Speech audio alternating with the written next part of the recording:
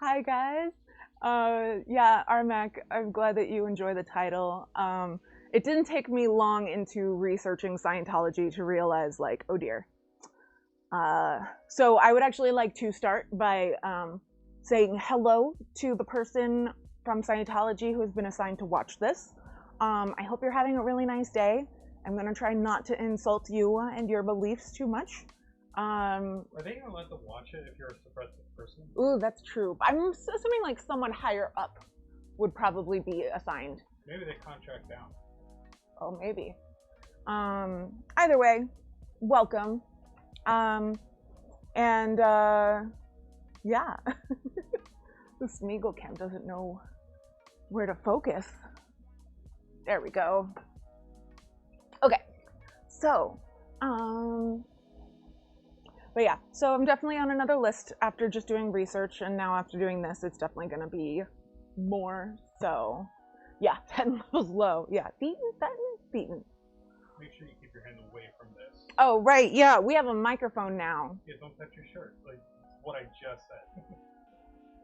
So I'm keeping my hands over here. That's not true, I'm not gonna stay with that. But, yeah. So I'm gonna be doing some more sculpting for JR's Funko. Just fixing up some of his hair. Like you can see, I drummed the shit out of it right before we started. So gonna just be touching that up some.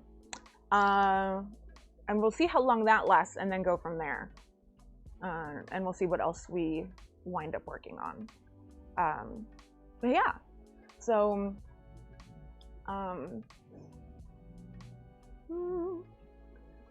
yeah, well, I started working on it before the new show started, but there he is with Sprocket and a bag of candy. And he's gonna have a bandana and everything, but that's where it is right now. Let me show you, because I haven't sent them off yet. I have some other ones that are done. Here is Anna's. I'm gonna be shipping these off soon. So here is Anna and the Salt Dragon. Right there. Aha! There we go. Anna and the Salt Dragon. And you might recognize this dude with his coffee cup. Ta-da. So yeah. Then Brett and Brooke are too far away for me to reach, but yeah. So, and this is Smeagol. She's a very good girl. Thank you very much. Welcome to the stream. I can't see, what did Paige say? I saw the yet another list. Is it a hit list or no plan list? Somewhere in the middle. They tend to send people to just like stand outside people's houses with video cameras, and just like intimidate silently. Like that's the main thing. But yeah, so we'll see how it goes. So yes, correct. That is, oh, where are you going? Lady. I'm gonna be using that stuff. Yeah. She likes the smell of the epoxy, which I have right here. Do you see how there's open ones right here? Those are bigger though, it's true. Okay. So, yeah. Can you see her tail? No, you can't see her tail. Her tail's wagging like crazy. Yeah. And then I also have the ones that I'm working on right now. Here is Franny. So I've been working on her. Senator Nina, very slowly working on her. And then I finished Jordan's already. Just finishing up some additional things before sending it off. But yeah, so it's been fun. Like I just started out with making John's Dragon Funko that's in the background of the set, and then that just kind of like led to another one, and then another one, and then another one. So, suicide is a big thing that happens to members that speak out. Yes, suicide, yes. So, thank you very much, Physics Nerd Dragon, and welcome to the stream. I hope you enjoy. and I try to kind of just like go all over the place in terms of like topics that I talk about. I kind of was in a true crime, like on a true crime spree for a while, and I've kind of like stepped back from that for a couple weeks, just because I want to be like history, not just true crime.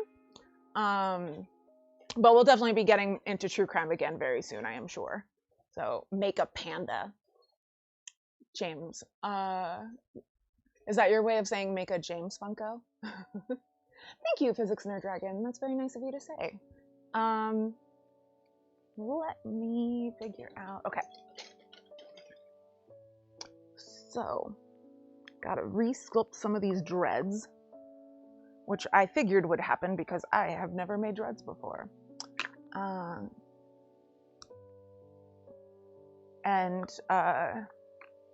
Like working with wire and the epoxy and everything, it just kind of built up fun.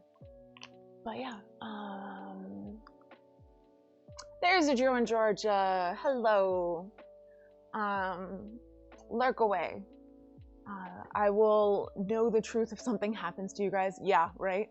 I would really love to explore the O.J. Simpson murders. That has actually been up for vote a couple times, and we actually wound up talking about him on Chatterday a couple times. I know a lot about the O.J. Simpson murders, and he's very much on the list of future topics. It's just a matter of actually getting to him / y'all voting for him. But yeah, I think when I covered the Central Park 5, they were up against him because I was like, do I continue on the wrongfully convicted or do I move on to wrongfully acquitted? And everyone voted for continuing the wrongfully convicted. But yeah, let's see. Drew in Georgia, just so popular, as you should be. I love it. Okay, gotta make sure that this is actually 50-50. Okay. But yeah, so Scientology is kind of wild. And very complicated by design. One of the things that cults tend to do to make it so that the cult members are bonded more. Didn't you say the murders happened on your birthday and the Bronco chase was on your birthday party? Yes, that is my personal connection to the O.J. Simpson murders. I grew up in Orange County, California, which is about an hour south of Los Angeles. Less than, if you're lucky with traffic.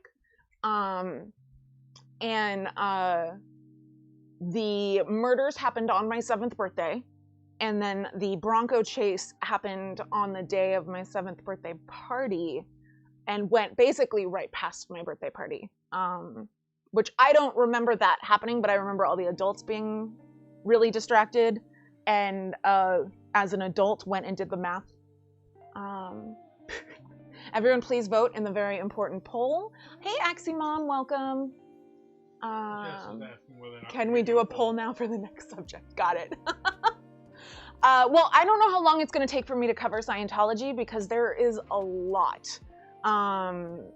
It's definitely going to take me today and Thursday. We'll see if I have to go into next week or not.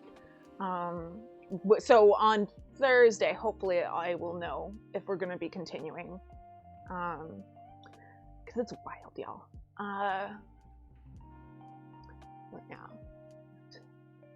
Yeah, so today's on Scientology. We are starting out today on Scientology. Last week we covered Pocahontas and what was Thursday? The Civil War draft riots in New York City in 1863. So wide variety of topics is what I like to cover.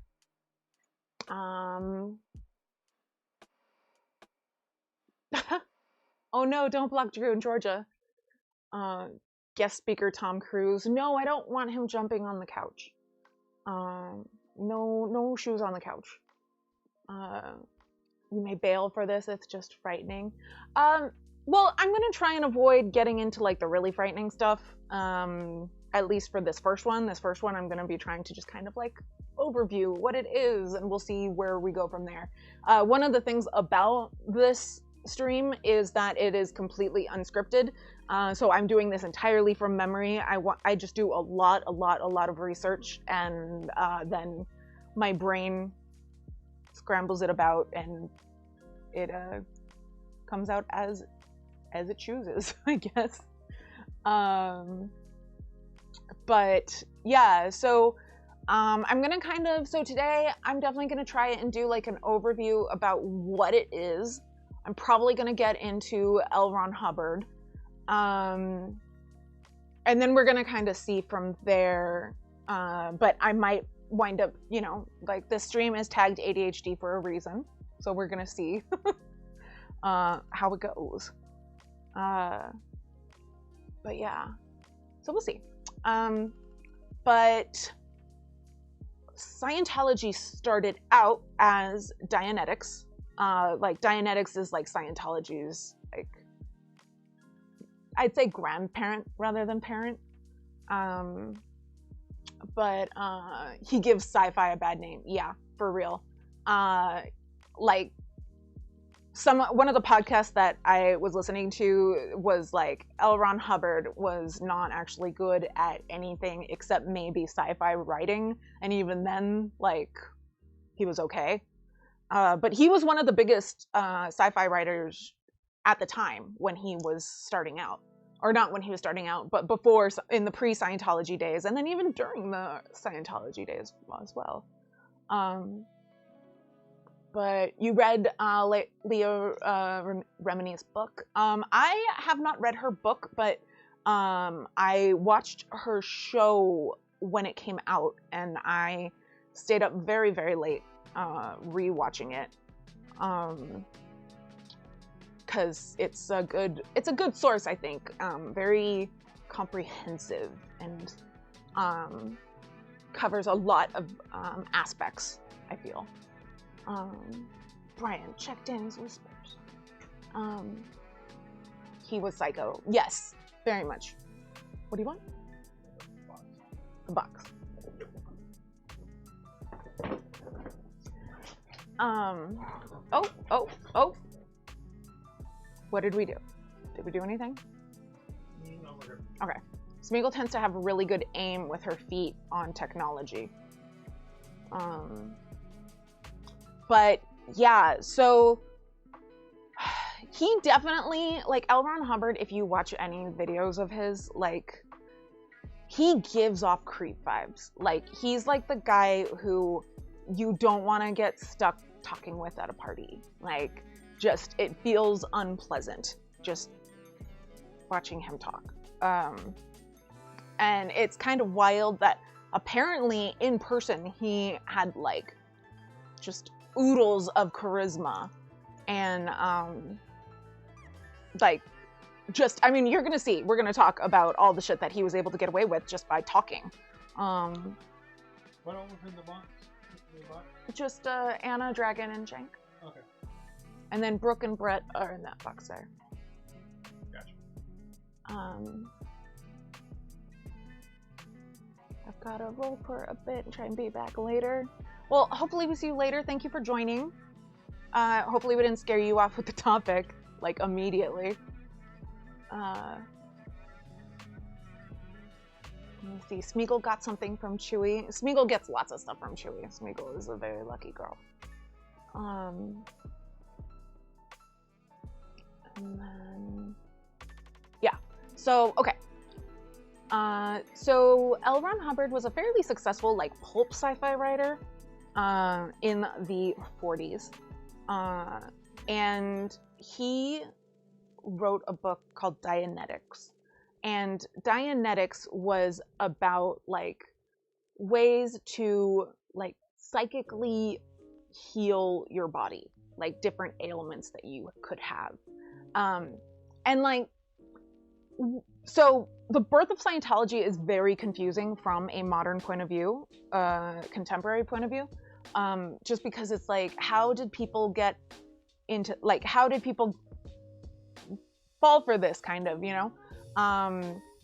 And the thing is that, like, at the time, science fiction had proven in a couple different ways to be right about predicting the future, mostly in technology ways, you know? And so by the time the 40s and the 50s rolled around, people were waiting for science fiction to come out with like the next science.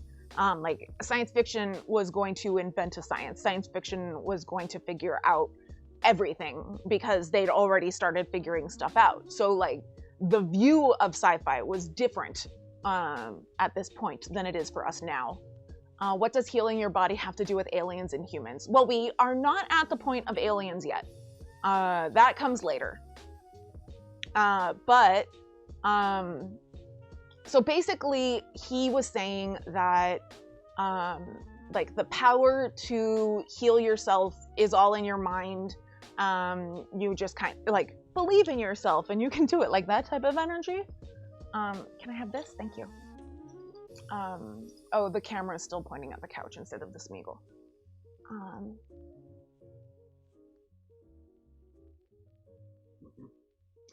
Let's see. I'm surprised Q and anti-vaxxers didn't and haven't latched onto this book. I feel like just because of the fact that it became a thing and it's already known, and like people have had opinions about Scientology for so long already, I feel like they're wanting to kind of start over with stuff that people haven't, they aren't familiar with, you know, or at least as unfamiliar as possible. Yeah, exactly. But yeah. Can I just jump in the volcano now and will I feel better? Yes and no.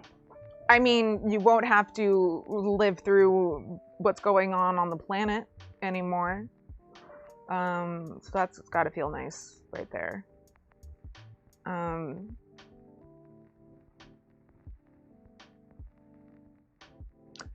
Let's see. So,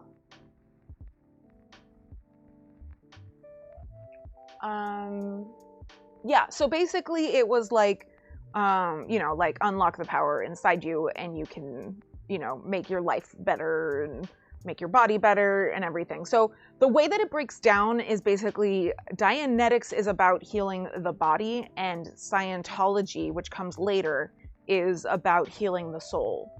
Like, it's not the soul exactly, but that's like the closest, like translation, I guess. So one of the things that like most cults have is that they kind of create their own language and they'll come up with their own terminology, so that outsiders listening in will feel like outsiders, which makes the insiders feel even more like insiders. And the fact that people outside don't understand you becomes a point of bonding between members. Like, it's a very, very common cult tactic. Like, a lot of the stuff that L. Ron Hubbard thought that he was coming up with, he did not. But yeah. Yeah. So, yeah. So the way that Dianetics works is that basically you go through, and okay, it is, like I said, it is designed to be as confusing as possible. So it is possible that I will mix things up. I'm going to do my best to not do that though. Like I said, I do as much research as I can manage. And one of the reasons why I want to definitely keep going on Thursday is because there's a lot more research that I still want to do that I just didn't have time for. Because there's just so much out there about Scientology. So yeah, so we'll definitely be continuing on Thursday at least. But yeah, so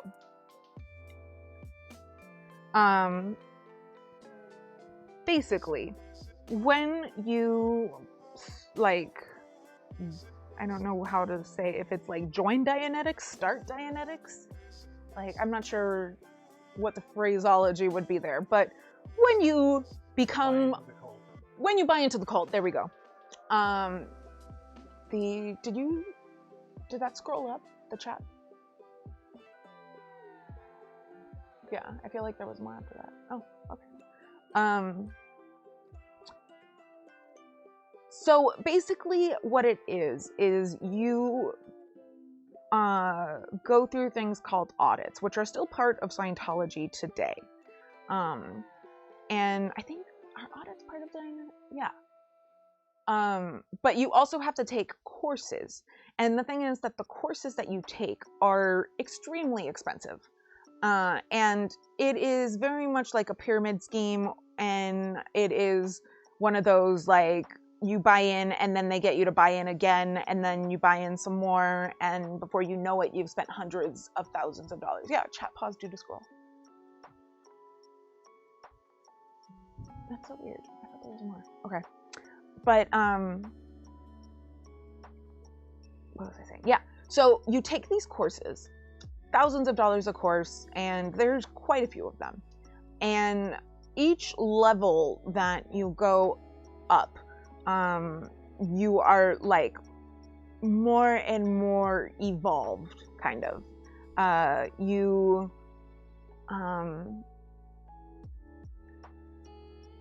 are working towards a status that's called clear, where like basically you are able to cure yourself of any physical ills.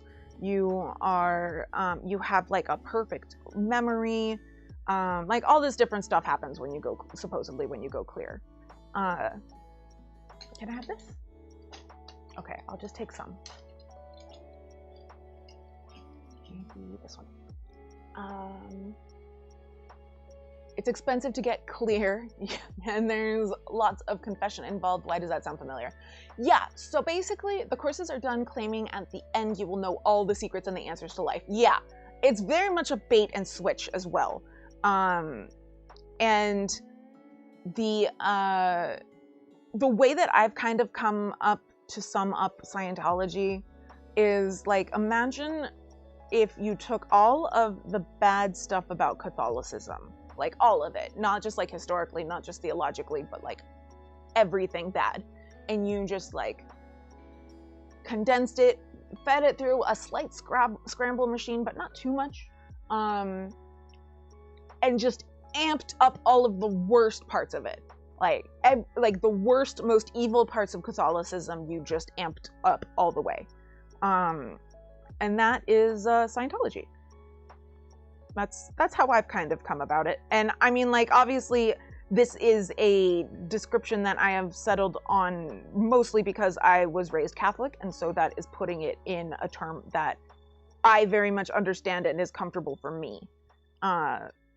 You might find that you would define it like another way, but they work very much with guilt and shame. They very much make it a us versus them type thing. And then just like the beliefs themselves are very familiar. And one of the ways, the thing that Drew mentions, is that you go through these like, oh, what are they called? I'm building up. Don't worry, Jess. I'll get to different aspects of it. Like right now I'm trying to just start out with Dianetics and then move on to Scientology. Because it's definitely like a process between the two. Where L. Ron Hubbard learns a lot. And really perfects his con. Can you move that over so that I can see chat, please? Thank you. The higher you go, the more power you have within the cult. Yeah. But yeah, so audits are... I'm trying to remember if audits are what it's called when it's still just Dianetics, or if that's like the phrase that they come up with for Scientology. But basically, what happens, there's different versions. The basic version is kind of like if you've walked through any major city pretty much in the world at this point and you've passed a Scientology center, and they have those signs that are like free stress tests and The children are kept in horrible conditions with old rickety bunk beds, and child enslaved labor is promoted as military type ranking. Yeah, we're not getting to Sea Org yet. Sea Org is coming up later. Like I'm trying to go chronologically as much as I can, which is not saying much because ADHD. But like it's just there's so much and it is so complex that like I feel like I have to try and go in some order or I will just get like lost in all the details. But we're definitely going to talk about kids in Scientology, how they're treated, how they are in relation to their parents, etc. Like we'll definitely get into all that. But like something to understand about Scientology, like one of the ways to really kind of get a better understanding of it is to better understand L. Ron Hubbard, because L. Ron Hubbard is Scientology. Like even people like Leah Remini. Fuck. I practiced last night so I would get it right. I'm gonna say Remini. Oh, come on, Danny, just jump right into the subject. That's how I normally do it. I'm trying to be more responsible about it. Dianetics is where so the audit is from Dianetics. Thank you, you're in Georgia. So it's kind of like if you have walked past any of the Scientology centers in most cities in America and, you know, spreading all over the world, they try and like lure you in with like free stress tests and all this. And so if you were to go inside, and part of me is kind of tempted to go to the one in Manhattan and like actually go inside and let them do the test, just because I'm kind of curious what they would say and what the reading would be. But I don't even want to start getting like even like towing into contacting them directly, you know? The MIDI phonetically?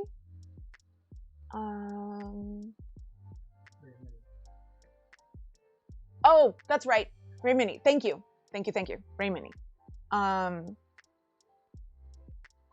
My brain just like corrected REH to THE or RHE. You know what I'm saying? Words are hard. I did warn you all. I stayed up extremely late doing research, so I am tired.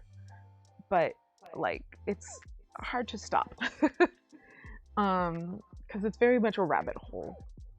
But yeah. So you go in and you basically the machines that they use are like 1/4 of a lie detector.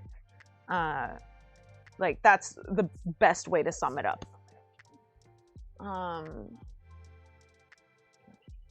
Yeah, right? I don't need a stress test. I already know I'm stressed out. Well, that's kind of like why I'm almost curious what they would read from me, because it's like, what do you do when you get this level of stress? Like, how do you treat the person? Can your machine handle it? But yeah, so you go in and they have you basically imagine like miniature soup cans that are attached to wires that lead into a lie detector machine. And so the soup cans have a very, very, very mild electric frequency that you can't feel, but it does have readings. If you've ever gone to like a pier arcade type thing, and there's the like love meter where you grab the handles and you squeeze and it tells you like, ooh, you're a hunk or whatever. That's basically what this machine is. It measures, I believe, temperature and like grip and like perspiration on your palms. But a monograph instead of a polygraph. Yes, exactly. Hello, Rhetoriku. Welcome. We're trying out a microphone for the first time. Let us know if you noticed anything good or bad, please. It's right here. I'm not touching it. It's right here.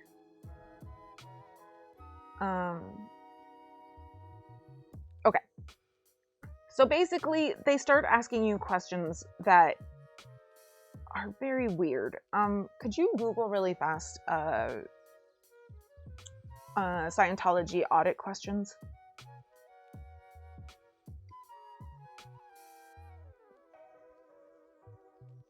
Um,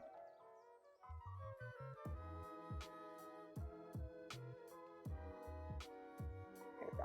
Okay, so I'm just gonna read a couple of random ones.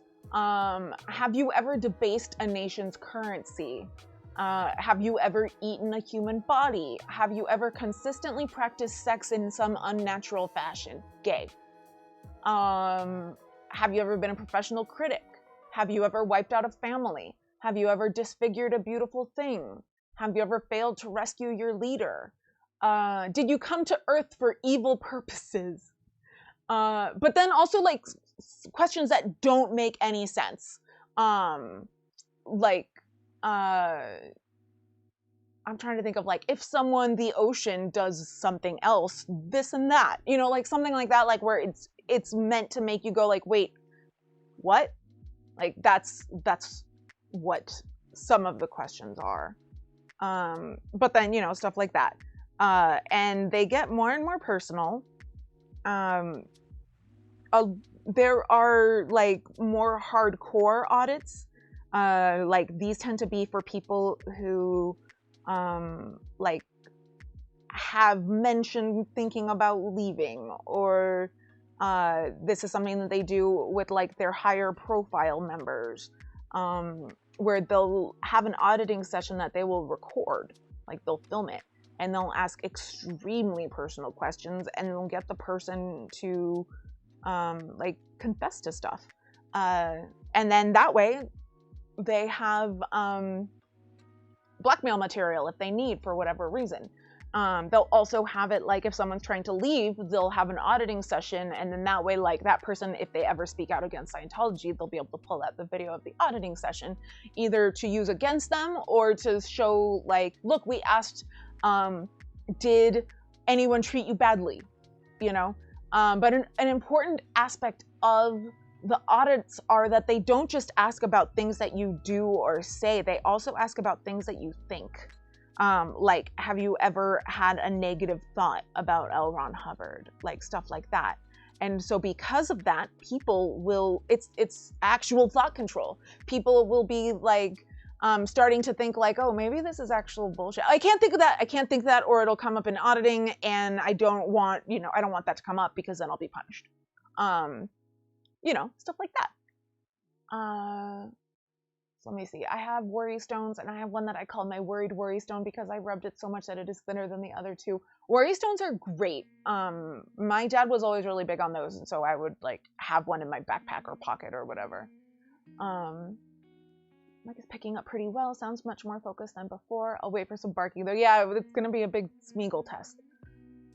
Or a siren. We need to know your measurements to calibrate the machine. Yeah. So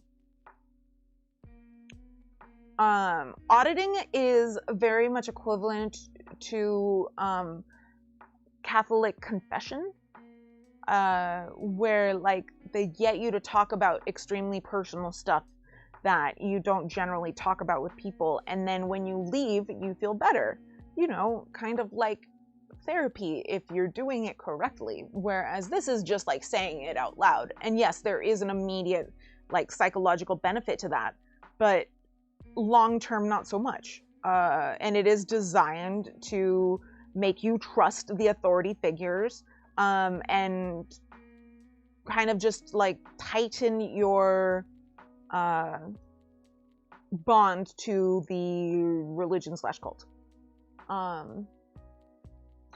And yeah, so Dianetics is when things came up like how you shouldn't have any sort of psychiatry, you shouldn't be taking any sort of medication, like you should be able to control your pain levels on your own, just like through the power of your brain, you know, stuff like that. And in a way where if you're trying to do it and it's not working, you don't think like, oh my gosh, they lied to me. You think, I'm not doing it right. But yeah. Okay, Drew, see you in a bit. And yeah, so Scientology came about partially because L. Ron Hubbard, like, full on said multiple times before coming up with Scientology that if you really want to be rich, you'll start a religion, because that's the best way of making money. Like, he was never, he said the quiet part out loud all the time. And yeah, so he went around saying to multiple people, like, if you really want to get rich, you should start a religion. And then he starts a religion, and then people are shocked when the religion was really focused on money. Wild how that stuff works.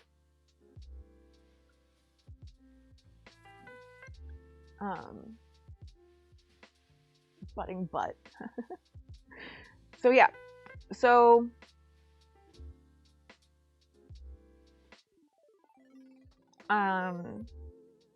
partially he wants to start a religion, like that is something that he's actively been interested in for a while, and then like kind of like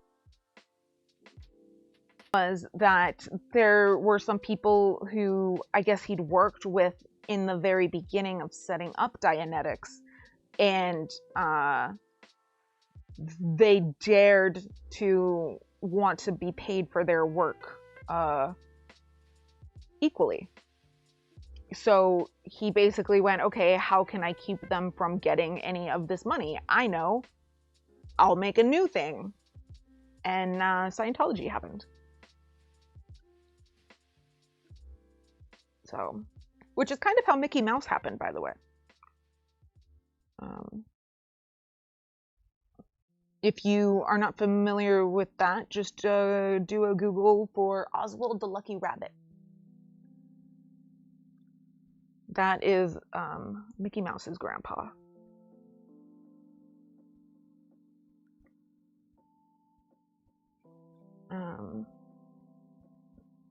And then also, how do you pronounce his name?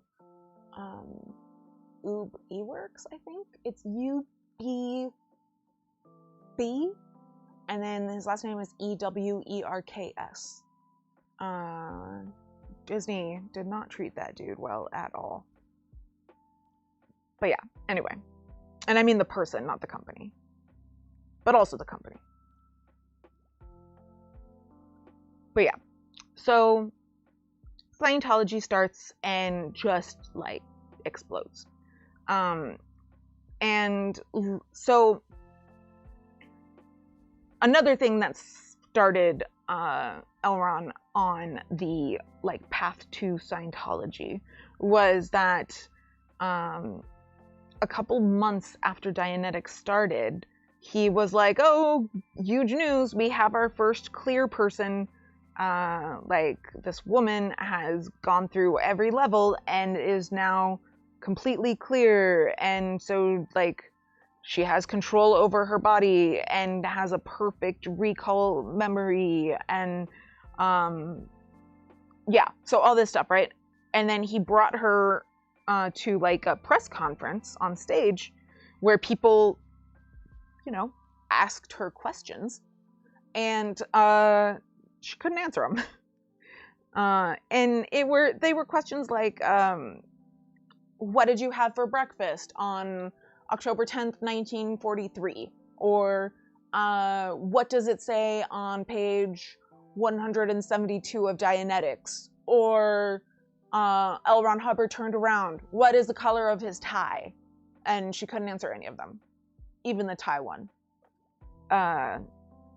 And like, to compare to Disney again, the first day that Disneyland was open, everything that could have possibly gone wrong went wrong. It is an absolute disaster of a story. It was just awful. Anyone who says that they were there for opening day, like, they had a bad day. But later on got to brag about it. Hello, Phoenix Dragon. Welcome back. It's been a minute. Lovely to see you. We're just, you know, casually discussing Scientology and not getting on any watch lists. But yeah, so so one of the things that like people fully acknowledge about Disneyland and its opening day is that like if that had happened during the time of the internet rather than in the 50s, like Disney would have been like DOA. It would have been shut down. Like it would not have continued on, let alone become this massive thing that it is 60 plus years later. And I feel like that's kind of the same for Scientology and Dianetics. Like, if this was in the internet world, that horrible, horrible press conference would have killed it right then and there. But because we weren't, it was something that could just kind of be shrugged off and moved on from. Which is, you know, great for him and terrible for the world. That's a joke, Scientology members who are watching this. Haha. Just a joke.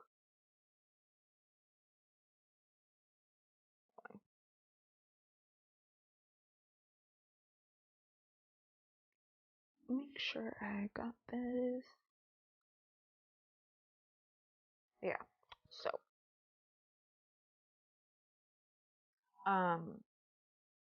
So he starts off Scientology, and it is fairly successful fairly quickly. Not on the full level that it becomes, obviously, but enough for him to be like, okay, I'm onto something. And like the deitization of L. Ron Hubbard is truly fascinating, like all the way to today. People even like Leah Remini. Remini. Wow. Remini. Yeah, welcome. She could have at least made up what she ate. I know, right? You'd think. So,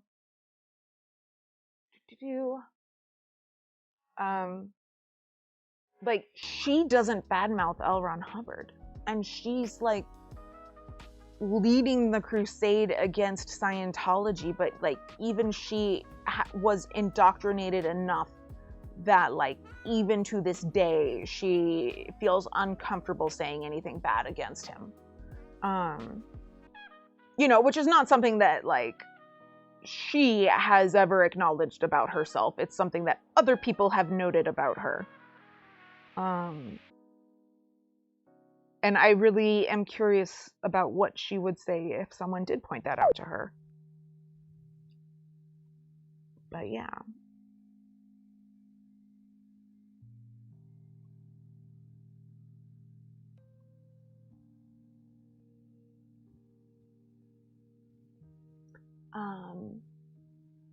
But yeah, so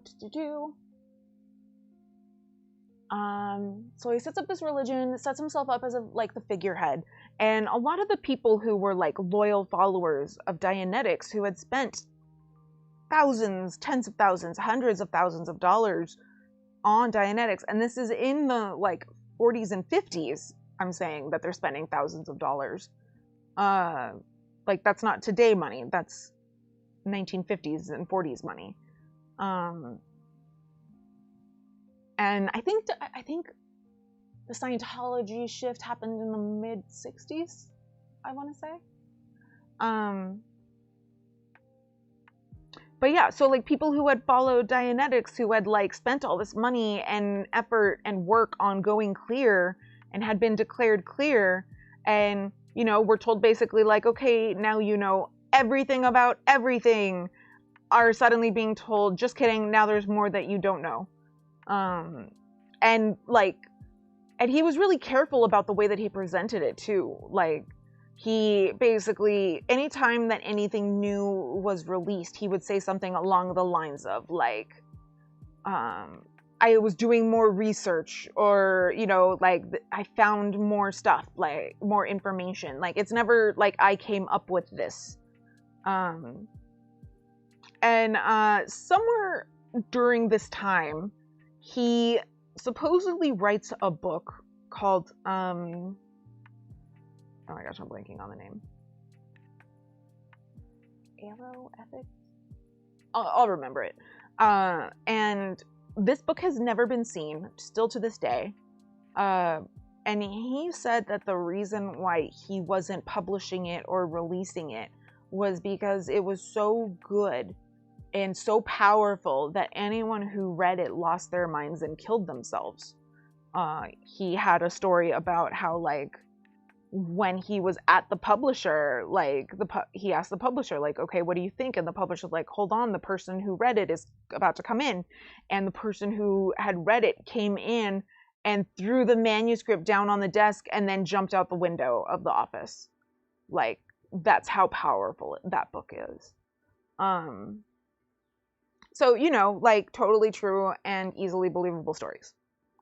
But, like, L. Ron Hubbard was just a, like, what's the word? Like, habitual liar, but above that, compulsive liar. Like, he lied about everything. Like, stuff that he didn't need to lie about, he lied about.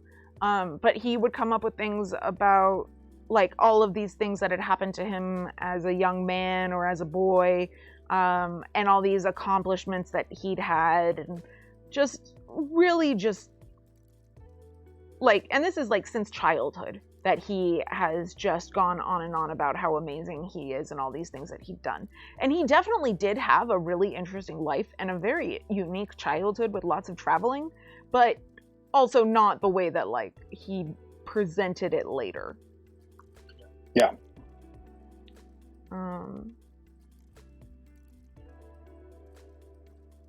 Yeah, let's see. Battlefield Earth Classic. That is later. We're really not giving Buttspot much to work with tonight, chat. I think we need to work on providing some more complex comments for the sake of Buttspot. Thank you, Aximom. That is very considerate of you. Yeah. Think of I Buttspot. want to make sure that everyone can actually hear me over the mic now. Can everyone hear producer Brian over the mic? Is he audible? Say more things. More things, etc. You're speaking a little bit softer than normal. Speak a little louder. Oh, you have a microphone now. Got it. Perfect. Okay, how was that? Relax me up. How was the barking?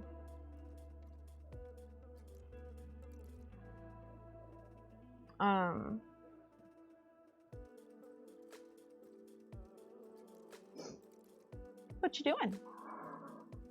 What is she guarding? I'm actually not sure what she's guarding right now.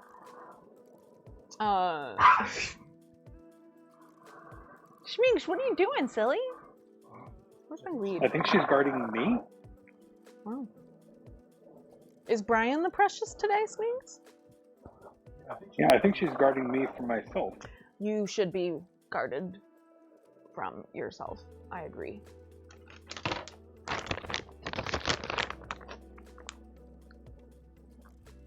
Alright, that looks good. Yeah, I've actually hooked up my phone as a microphone. I'm using my headphones as microphones through the internet, or through the network into the computer. Clever. Barking sounded like it. Yep. Cool. Brian was coming through and the barking was not as loud. Awesome. Now, chat, do you know where my weed went?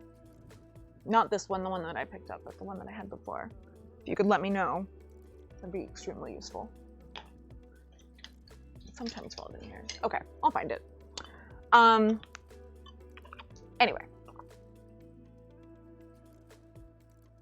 Yes, Miguel, what do you want?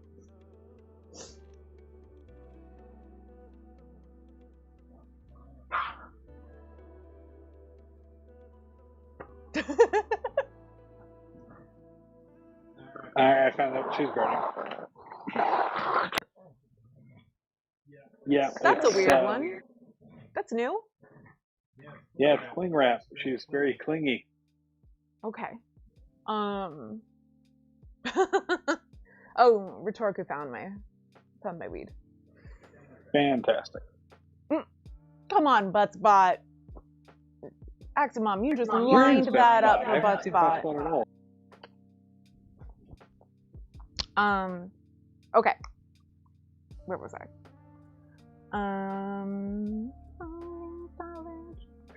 Okay. I don't know if anyone here is familiar with the Shrek musical. Oh, there is a knife in there. Hey, let go, let go. Thank you. We're not gonna guard this. Is there something else you want to guard instead? There's a blade in there, honey. You can't guard it. Can you put it somewhere where she can't see it, please? Yeah, give me a second. So I don't know if anyone here is familiar at all with Shrek the Musical, which I know is kind of like a random, like, Danny, you like Shrek the Musical, but if you've seen Shrek the Musical, you would know how good Shrek the Musical actually is.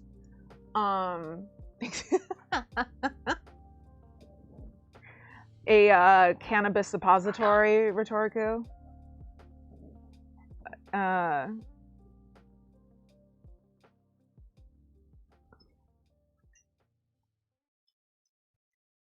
we go.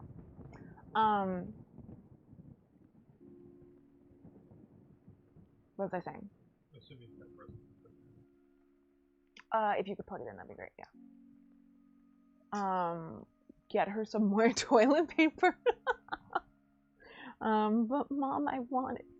Oh, so cute. A little higher? That's good.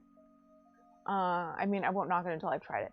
It exists. I've seen them in dispensaries before. Like, that is a thing that exists. What are we talking about in dispensaries now? Cannabis suppositories. There's a pun there. I'm just not sure where it is. I can't pull it out of my ass. What in the butt? But yeah, I have not tried one, so I can't tell you how effective or how it works, whatever. But I have seen that they do exist. I'm trying to think what the appeal of a cannabis suppository specifically is. I can see how that would be good, medicinally for people who are very severe. Like if you are epileptic, for example, that is something that that'll deliver faster, more efficiently without you having to do anything. Like be conscious. Yeah, I see what you mean. That's one way of doing it that you don't even have to be conscious for. You don't have to worry about throwing it up. Yeah, exactly. Giving people who throw up a lot medication is tricky, let's say. My favorite thing about that whole problem is people throwing up their antiemetics. Yeah. It's just the most frustratingly hilarious thing in the world. Mm-hmm. It's not hilarious when you're in the middle of it, but later on. Yeah. Oh yeah, no. It's everyone who, I'm sure, not everyone, but a lot of people deal with that. I'm sure laugh about it later. Yeah. A couple hours. The irony for me is that the taste of Zoloft now makes me nauseous because of how many times I've thrown it up. Yeah, that makes perfect sense. Yeah, way to go, humanity. It's great. But yeah. So where was I with Scientology? Oh, I was talking about Shrek the Musical. Shrek the Musical is very good. It was on Netflix. It might still be on Netflix. I actually recommend it. There are some beautiful songs in it. And then there are some very silly songs in it. And one of them is called Freak Flag. And it's where all of the fairy tale creatures have a song about being themselves, and the chorus is "Let your freak flag fly, let your freak flag wave, never take it down, never take it down. Oh, let your freak flag wave, never take it down, never take it down. There's a way up high." Yeah. And so throughout all the verses, all the different creatures are admitting different things about themselves and coming out of the closet in different ways. The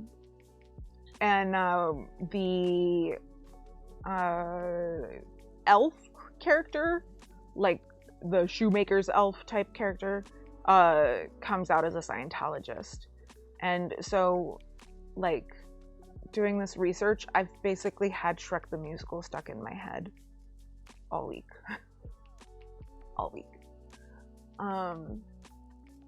Is audio coming through only the right channel for anyone else? Oh, interesting. I've had a medication that was a suppository, and it was not a very joyful experience. Yeah, the only time that I've had to do it was because I could not keep any anti-nausea medication down. And yeah, it was a good time. Good time. But yeah, if you're all feeling like a cute musical, check out Shrek the Musical. Yeah, I'm about to check the which channel things are coming through right now. Give me a second. Producer Brian is on the case. See, you were believed in. Last night, Adiana Vega, if anyone doesn't follow her, you absolutely should. She is wonderful. If someone can do a shout out to Adi with the bot, that would be great. She was having trouble with her audio syncing. Her audio.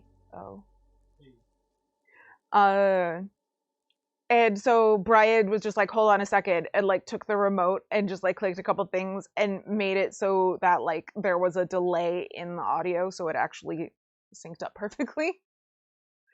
So yeah, life hacks. I just checked, and my voice might be coming through, or might have been coming through on only one channel, but everything else should be coming through on both channels now. Interesting. Maybe it's because you weren't talking.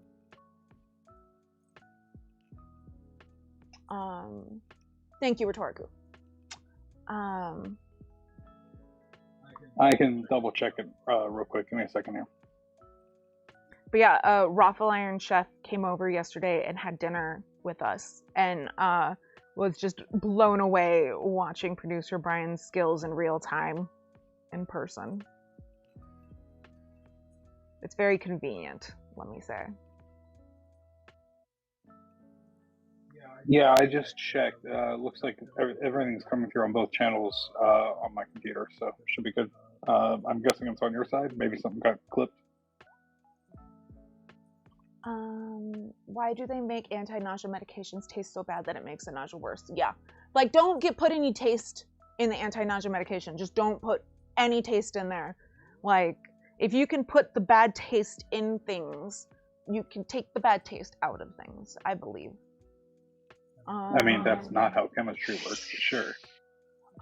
Glad you all had fun. That's cool. You got to hang. Yeah, it was super cool. Raffles in town for like a week, and we were like, let's see if we can make it happen, and we did. So it was cool. Yeah, no problem, Rhetoriku. I put in my headphones and actually listened to the stream coming straight from Twitch, and it sounded like it was coming through evenly on both sides. So it sounds like it might be on your end. I would look there. Blaming the viewers. Wow. Yeah, I am.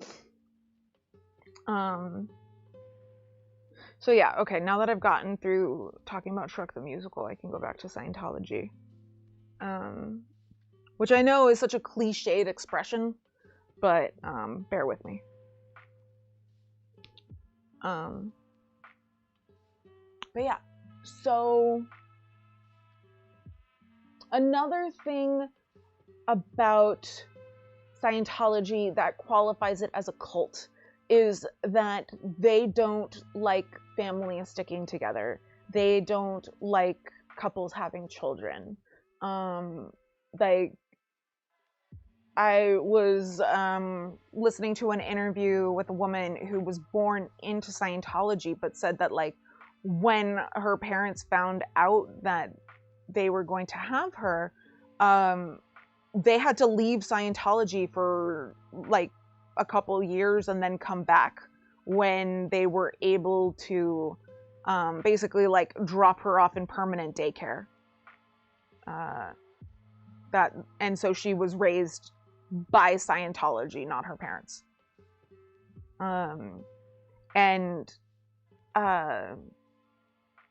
That has to do with Sea Org, which we haven't gotten into, but we will.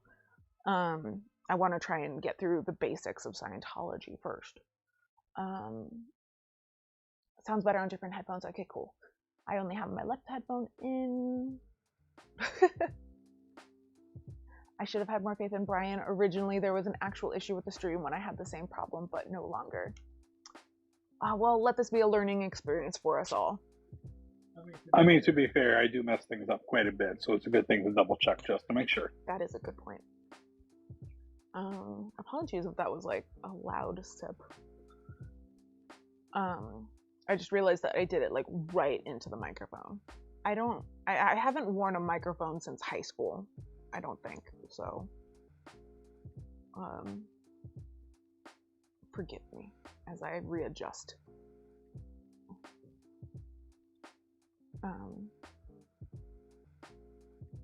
But yeah, so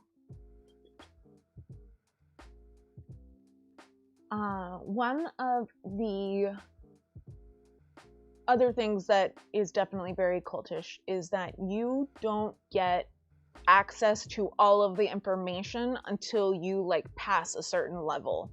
And by the time you've passed that level, you have invested like hundreds of thousands of dollars into Scientology.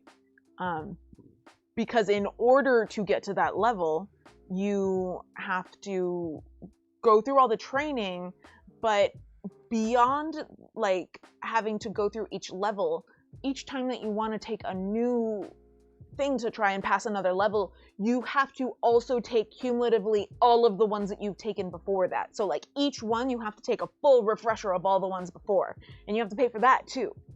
Like it's actually like fairly brilliant in terms of like money making schemes. And like I said, he said from well before he actually started Scientology that he would create a religion to make money. And oh boy did he.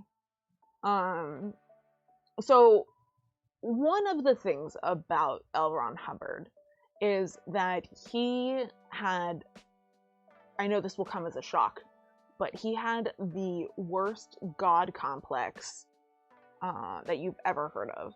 Like, it was intense. And I know that that sounds like, what? The dude who, like, literally made himself into a Jesus Christ figure? A God complex? That doesn't make any sense, but it's true. Let's see. An ongoing money-earning example of lost cost fallacy. Yep. Hello, Willie Gus.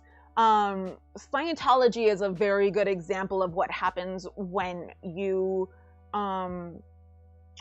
don't resist the feeling of being like pot committed, where like you put in so much money that you're like, I can't get out now. Which is pot as in like poker like thing, not like this one. Hi.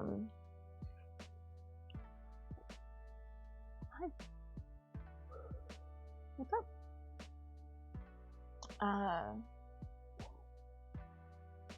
I'm not sure what we're guarding, but we're guarding something. Is it that plastic bag? It looks like it's that plastic bag or the paint. Okay. But yeah, like that pot committed feeling is where Scientology gets its money.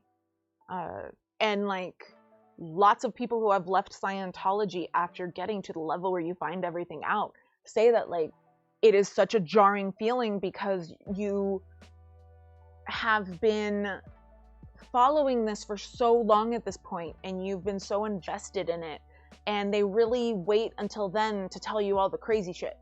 Like before that, it is just like a quirky new way of approaching religion.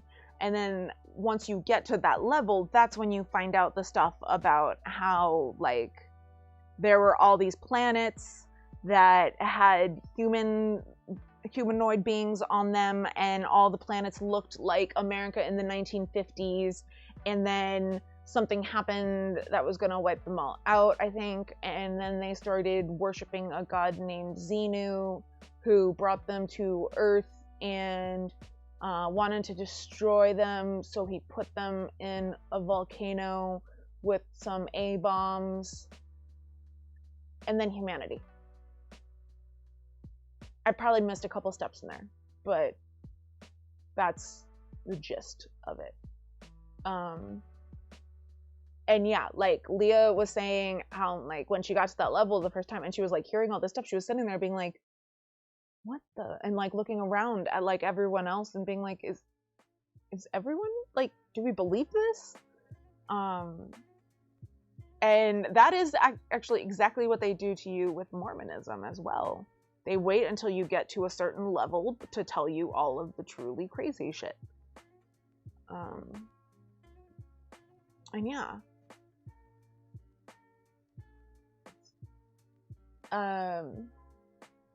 Okay, so I'm going to, wait, that's Scientology, they stole my worldview. Yeah, right?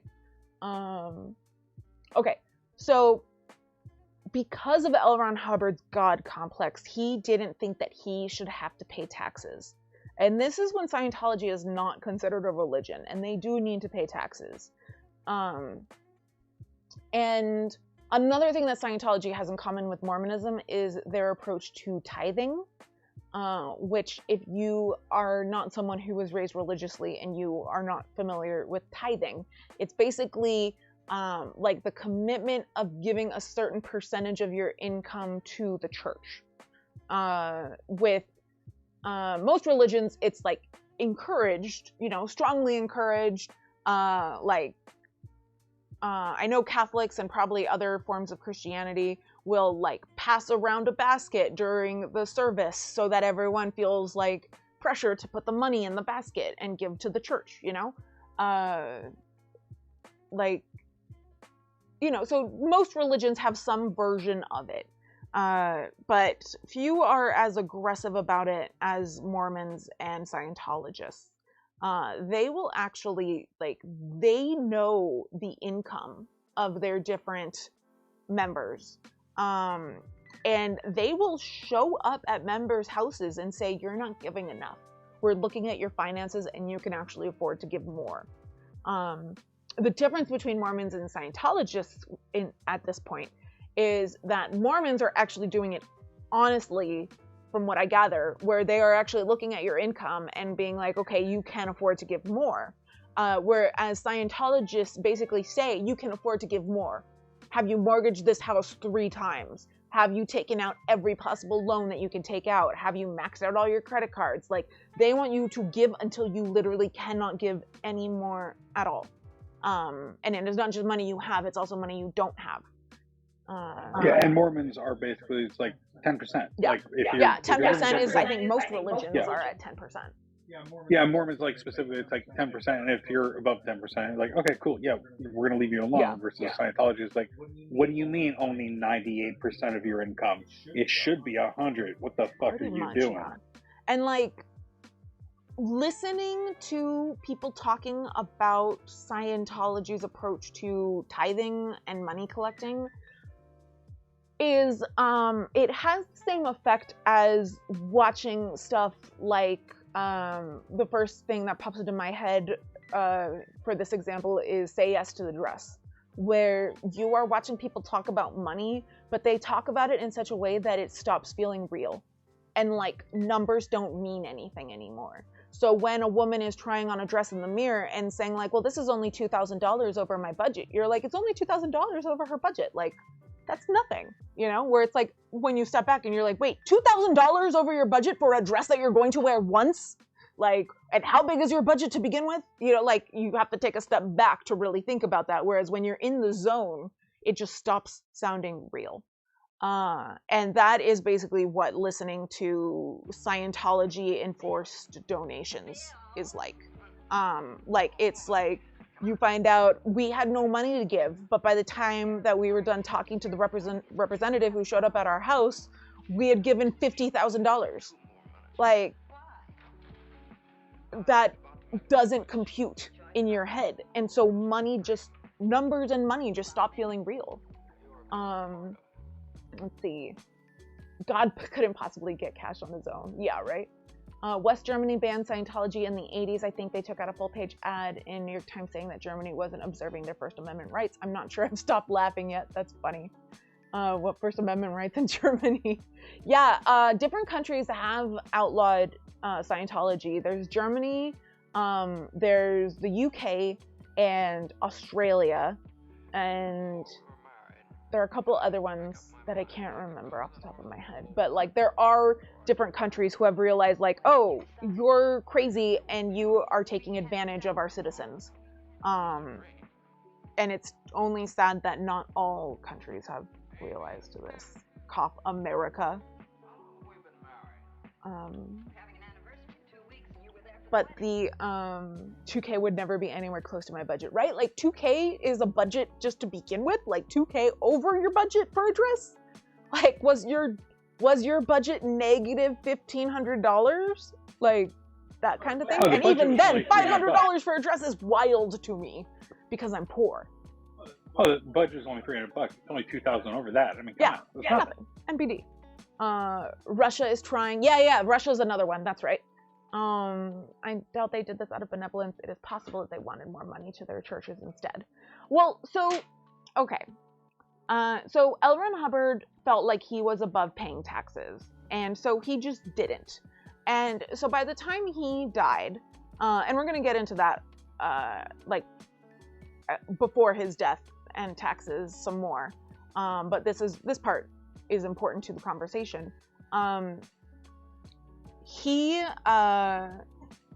So they owed, by the time he died, they owed like a couple billion in taxes, I think, something like that.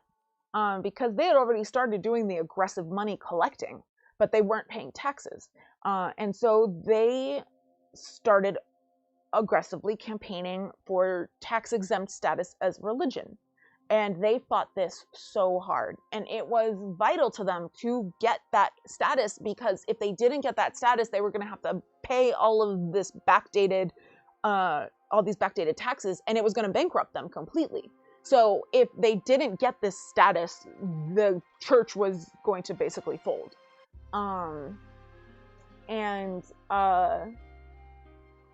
I don't spend a lot of money on clothes either, Paige.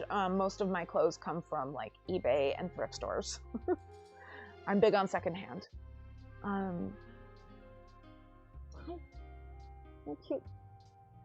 I love you. Okay, I think Jenner's hair is good.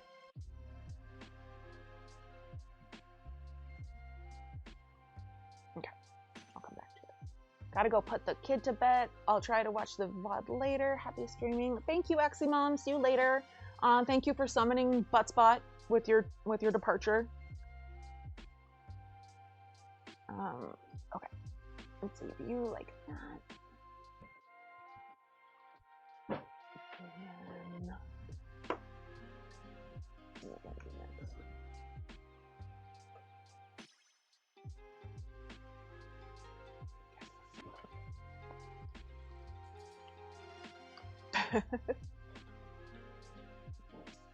Oh, thank you. Well, one thing that we noticed, the Twitch soundtrack system that we use to include all of the audio for everything actually has a restriction that basically says you can't include the audio or the music, the background music, on any of the VODs. So when you go watch the VOD later, there won't be any music on it, unfortunately. I'm still trying to figure out how to work around that, but that's a minor issue. I mean, each German state collects a religious tax for the local church. So Catholic in Bavaria, for example, street preachers also have severe constraints on their behavior. It's just not the US. That's so frustrating. Like, the US's, like, fetishization of religion is just so gross. And, like, and it goes all the way back to the very beginning. Like, we were founded puritanically, and to Puritanism we remain. It's very frustrating.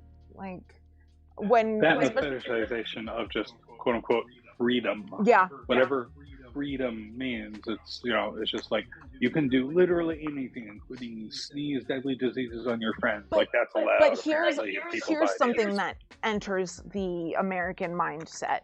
I had a argument with my conservative mother a while ago, because I had posted on Facebook that freedom of religion also means freedom from religion. and this conservative Catholic was not about that. And she argued that no, it doesn't. Like, freedom of religion does not mean freedom from religion. And like, I just like, how does that make sense in your head? Like, you have to be a part of a religion? Like, it's required to live in America that you're religious? What is the logic here? Like, I had to stop the argument because it was not making sense, and I had to be like, I can't do this. Like, I'm sorry. I think you should like call her and tell her that you made a decision. You think she's right, and so yeah, fine. You picked a religion. I picked a religion finally. Yes. I think that would go great. The butt is far from pure. I agree, Buttspot. I am a butt. You should point out to everyone what I'm talking about in terms of you picking. Oh, yeah, I am technically part of a religion now. I have officially joined the Satanic Temple. So I think that my Catholic mom would be extremely happy to hear that.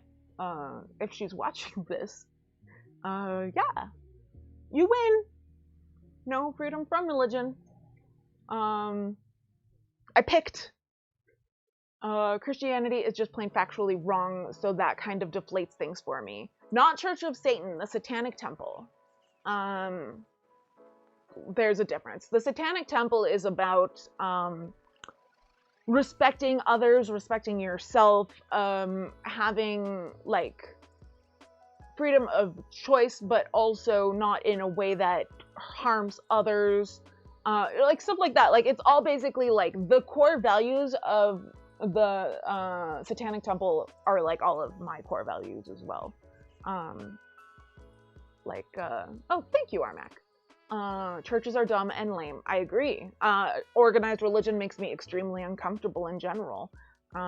So I avoid it at pretty much all cost. And the Satanic Temple is a religion, but it is not an organized one. Like, I don't have to go to services every week. Like, there's nothing like that. I really recommend, if you're not familiar with the Satanic Temple, I really recommend watching the Hulu documentary Hail Satan ? It's really good, it's really informative, and it really represents the Satanic Temple really well in a way that is very accessible to anyone watching.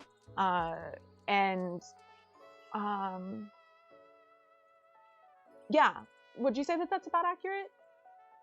I'd say so. Yeah, like it's not a very complex thing. The Satanic Temple. It is intentionally very simple because the principle of it is to be very open, very apparent, very clear to everyone involved. Mm-hmm. There's nothing secret about it. Like, there's no severe depth to the lore or anything like that. It's very laid out very simply. There's a lot of ethical, depth to things. Yeah. But it's more of a just like the natural philosophical depth to things rather than like we've created depth to make things obscure. Yeah. It's kind of amazing it still exists, so few Germans actually belong. And you still gotta pay the church tax. Yup. Hail Satan, I know that isn't the one you chose, but the faith community thinks it's devil worshipping. Yeah, absolutely. And like, they get into why they are called that in the documentary. And it basically boils down to calling themselves that when people hear that, without, like, whether or not they want to, they begin doing critical thinking. Like, they start asking themselves, why are they called that? And then they, if they make assumptions, then they make assumptions, but eventually they're going to find out that those assumptions are wrong. If they decide to confront a member of the temple, like, they're going to, there's going to be a conversation. There's going to be a dialogue, because it leads to questions, and those questions have answers, and people who have those answers want to share those answers. And it's a really positive community with a lot of really fascinating people who care a lot about, like, other people which is what I feel like a religion should be. But unfortunately, not all of them are. But yeah, pretty literally, I don't know what that means, Willie Gus. Please let me know, because I'm curious. And I also don't want to mispronounce it. Coius Regio, Eius Regio? That seems like Latin, which I am trying to learn, but I have paused at this moment.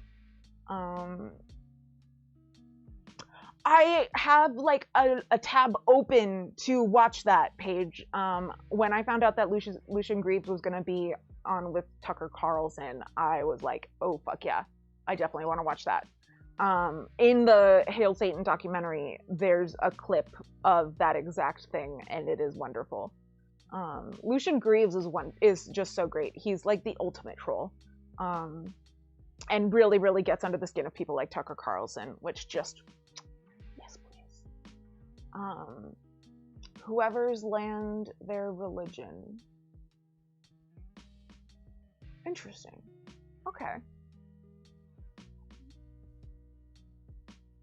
That makes sense. Okay. Yeah. Unfortunately, people tend to forget that the United States doesn't have an official religion, but that's neither here nor there.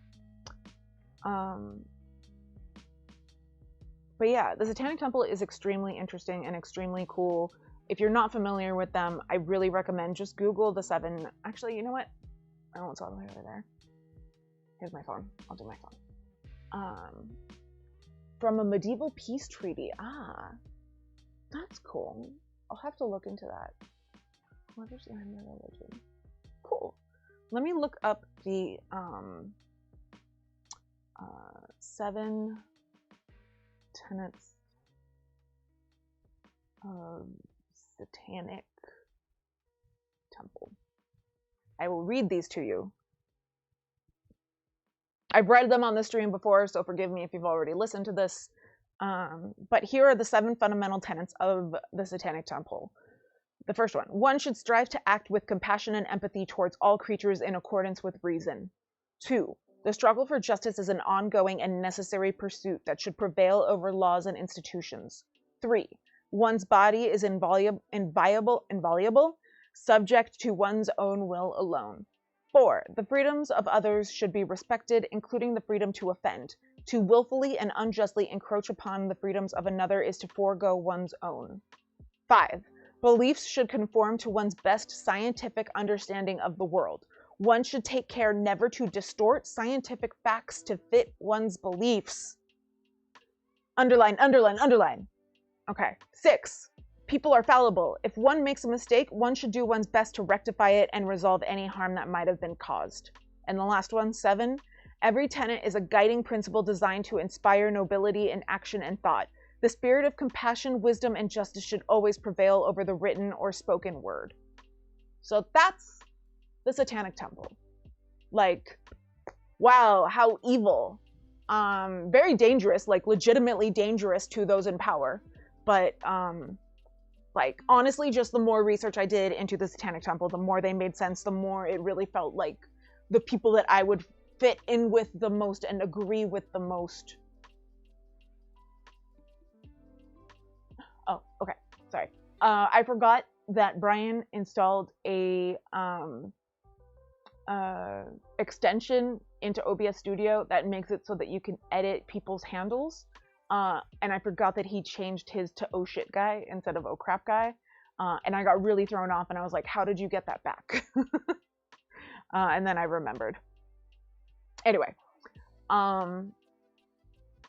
Yeah, so that's the Satanic Temple. If y'all have any more questions, I am happy to answer them. Just, you know, message me or ask on here or whatever.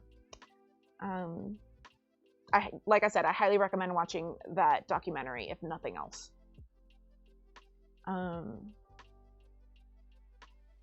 yeah, maybe Treaty of Westphalia? Is that where the phrase that you quoted is? Oh, hey, Ricky. Thank you very much And the sad thing is the Satanic Temple practices what Christians claim to be about. Exactly. That is basically what got me to actually join. Was like, oh, so you actually do the things that I was raised to believe that Christians do. That they don't do. And I was a big fan of that idea. Because I left Catholicism over the hypocrisy and the fact that they don't practice what they preach. And that made me uncomfortable, and I didn't want to be a part of that community. Not sad that they actually practice what they say, just pointing it out. Yeah. Agreed. Such a rarity with religion, unfortunately. Like, wait, you say you do this and then you actually do it? That can't be right.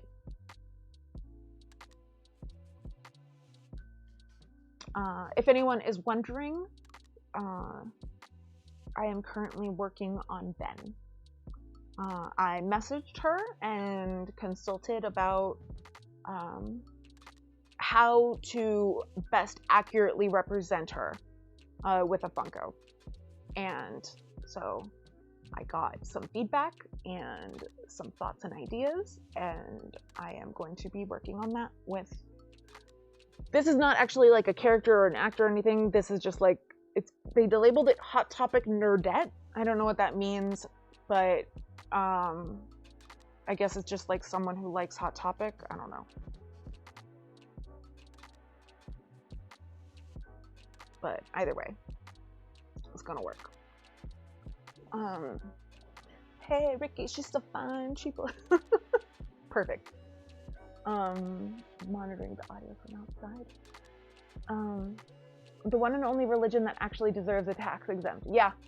And one of the things that I really like about them is that they actively pursue full religious equality in ways that, like, people who are Muslim or Buddhist or, any sort of other religion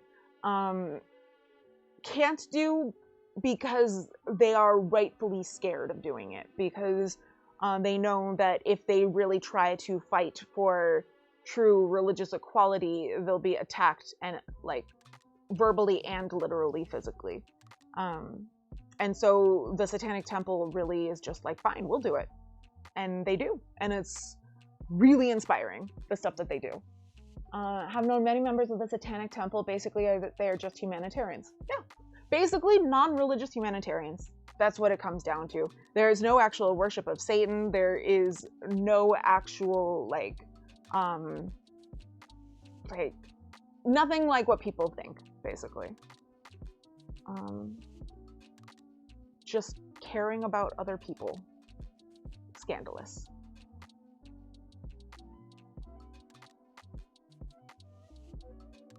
They're also fighting the abortion law in Texas. Yeah, they fight against laws that are based in religion. They fight against any sort of thing that should not have a connection to Christianity, but Christians kind of like shove their way in there anyway.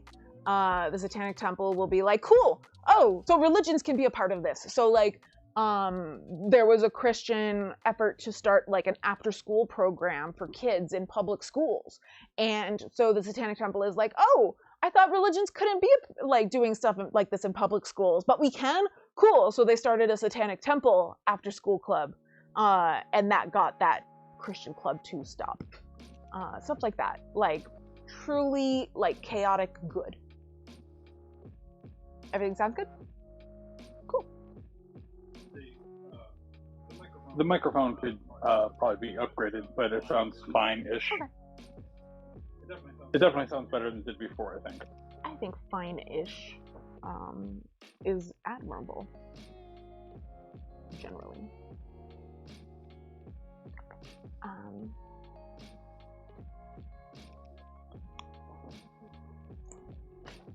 Where'd the other part go? Do you see the other one?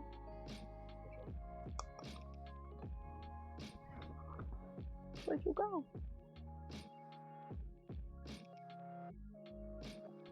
I'm trying to finish these ones before I open up the new ones.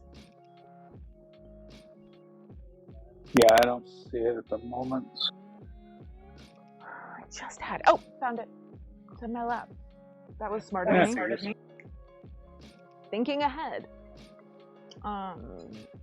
Or women's bodies. I don't know exactly what I said that that's a continuation of, but I agree. Because I can kind of guess generally. But yeah. So basically, the Satanic Temple is the opposite of Scientology in all of the good ways. So let's talk about the Sea Org. No, we were talking about the tax-exempt status. So the dude who took over Scientology after L. Ron died. By the way, does anyone know what the L stands for? I'm curious. If you know what the L stands for, put a 1 in chat. If you don't, put a 2. Pretty sure it stands for loser.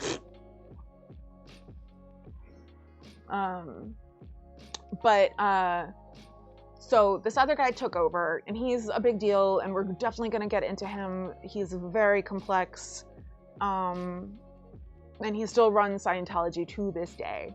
2 means you don't know, right? Is that what I said? I believe I said 2 if you don't know. I think you said 1 if you don't know, 2 if you do know, but I could be wrong. Because we already know that men... I don't remember what we're talking about. What L. Ron Hubbard's first name is. Because we already know that men are never going to be told to control their urges because guys are never responsible for getting women pregnant. Yeah, definitely. So the L for L. Ron Hubbard stands for Lafayette, which is way too cool of a name for him. Like, he does not look like a Lafayette. You've got to look more David Diggsy, in my opinion, to earn that name. It could mean lunatic. It could. That's true. But yeah, Lafayette Ronald Hubbard. That is his actual name. So yeah, so the man who took over after he died is named David Miscavige. We're going to definitely get into his shit, but that comes later. But David is the one who really pushed the fight for tax exemption and like total religious status, and succeeded. And like they were aggressive as fuck about it. Like they literally called it a war, and like they just did not shut up about it to their followers, to anyone who like walked by on the street. Like everyone knew about this fight for this, and they were really fighting the IRS. In I think I want to say 1993ish. I might be off by a year or 2. Put the actual answer just for a fun twist. No, you. Yeah. So they finally got the tax exempt status after, I think, decades of fighting. And like the way that he told everyone, like this dude puts on these rallies that are just, you know, in I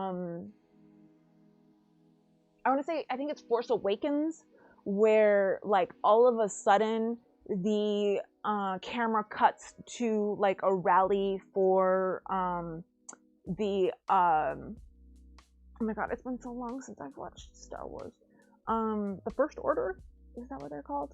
I'm sorry. I haven't actually finished the later trilogy. I'm more about the original trilogy. I will eventually finish the newer trilogy. But anyway, like in Force Awakens, they jump to a rally that they're having. And in the theater, I burst into laughter so loudly that my friend next to me was like, oh my god, shh, like got embarrassed, because it was like the least subtle Nazi imagery I've ever seen on screen. Like they didn't even try, honestly. I don't think of Lafayette as a person's name, a street maybe. That's funny. I go past Lafayette Street in Manhattan regularly when I'm still going to PT. Let's see, Leech R. Hoarder. That's funny. I thought it was something like that, where it was considered a feminine name at the time. No, Lafayette's a war hero, so it's like he grew up in the South. No, he didn't grow up in the South. He grew up all over the place. But his family has a lot of Southern names, so I'm going to guess that they are very Southern in like heritage. And yeah, Lafayette is a very solid name if you are from the South. Jedis are still cops. First Order, thank you. Okay, I thought I was right. Very tenor in an Ivy League a cappella. That's so funny. Oh no, it didn't pass? No, it was like one of those words is not allowed. I'm guessing loser. Probably, I'm not sure. Yeah, the poll, apparently we're having the poll blocked, I'm guessing, by one of the words in there. So just use an asterisk in place of a vowel. I wasn't going to go through all of them and replace random things until I let it through. I'm lazy.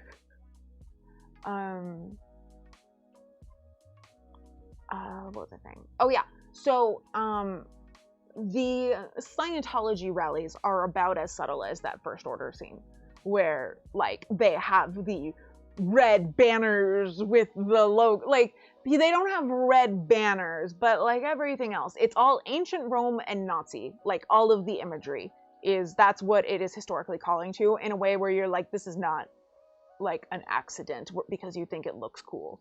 Like this is you sending a message.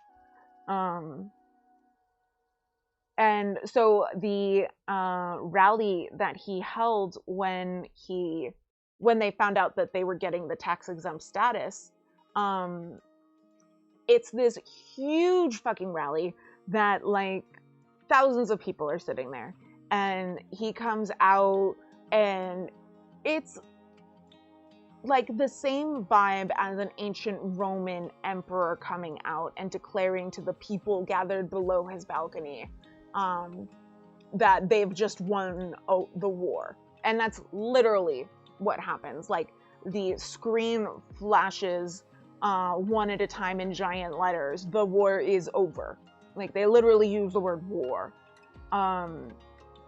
And like they knew how much they would benefit from it, because holy shit have they benefited from it. Rife and butt. Basically, this one decision made them an unstoppable force. I am very curious what the end game here is going to be, because like there's going to be something that happens. Like it is growing too much and too dangerously for it to be just ignored forever.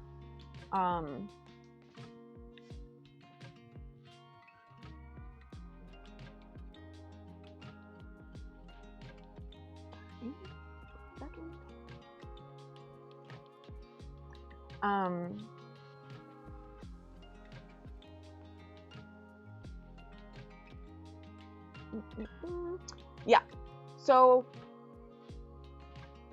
they got this tax exempt status, and that doesn't just mean like, okay, now you can keep your money. It also means like, now we are officially legally recognizing you as a religion, and so you now have all of the protections that gives you, which are a lot. See Catholic Church, for example. And yeah, like they know how much power they have, and they know how to use it. They like actually know how to wield it and get stuff done. And like when you are getting 10% at least of every single member's income, and you don't have to pay taxes, and most of your workforce is members of your religion who are willing to get paid about average 40 cents an hour. Like $10 a week is like a solid salary if you are in Scientology. Yeah, it's truly disgusting what they do. Donations tax exempt. Yeah, everything is tax exempt. They don't have to pay any taxes on anything. And what they do with the money that they have is that they invest in real estate like crazy. Like any city, like any major city that you go to, you will be able to find the Scientology building. Most small towns that you, like cities that you go to, you will find a Scientology center. Lots of larger towns and suburbs will have one or two. LA has, I think, like 5 now.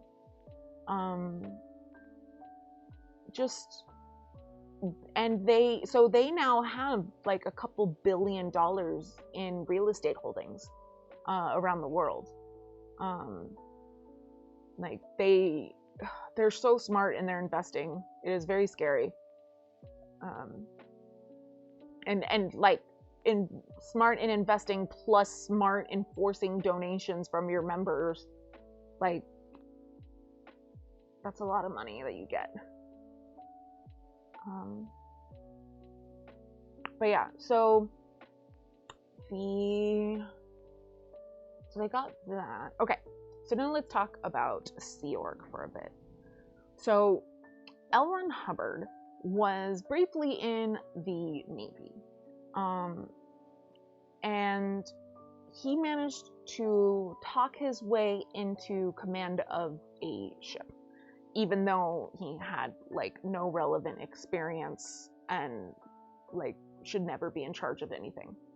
Are we talking about Operation Snow White? Ooh, I remember Operation Snow White, and I'm trying to remember exactly which thing that referred to, because there are so many fucking operations that this church does. Can you Google Operation Snow White really fast? They have so many code words and abbreviations.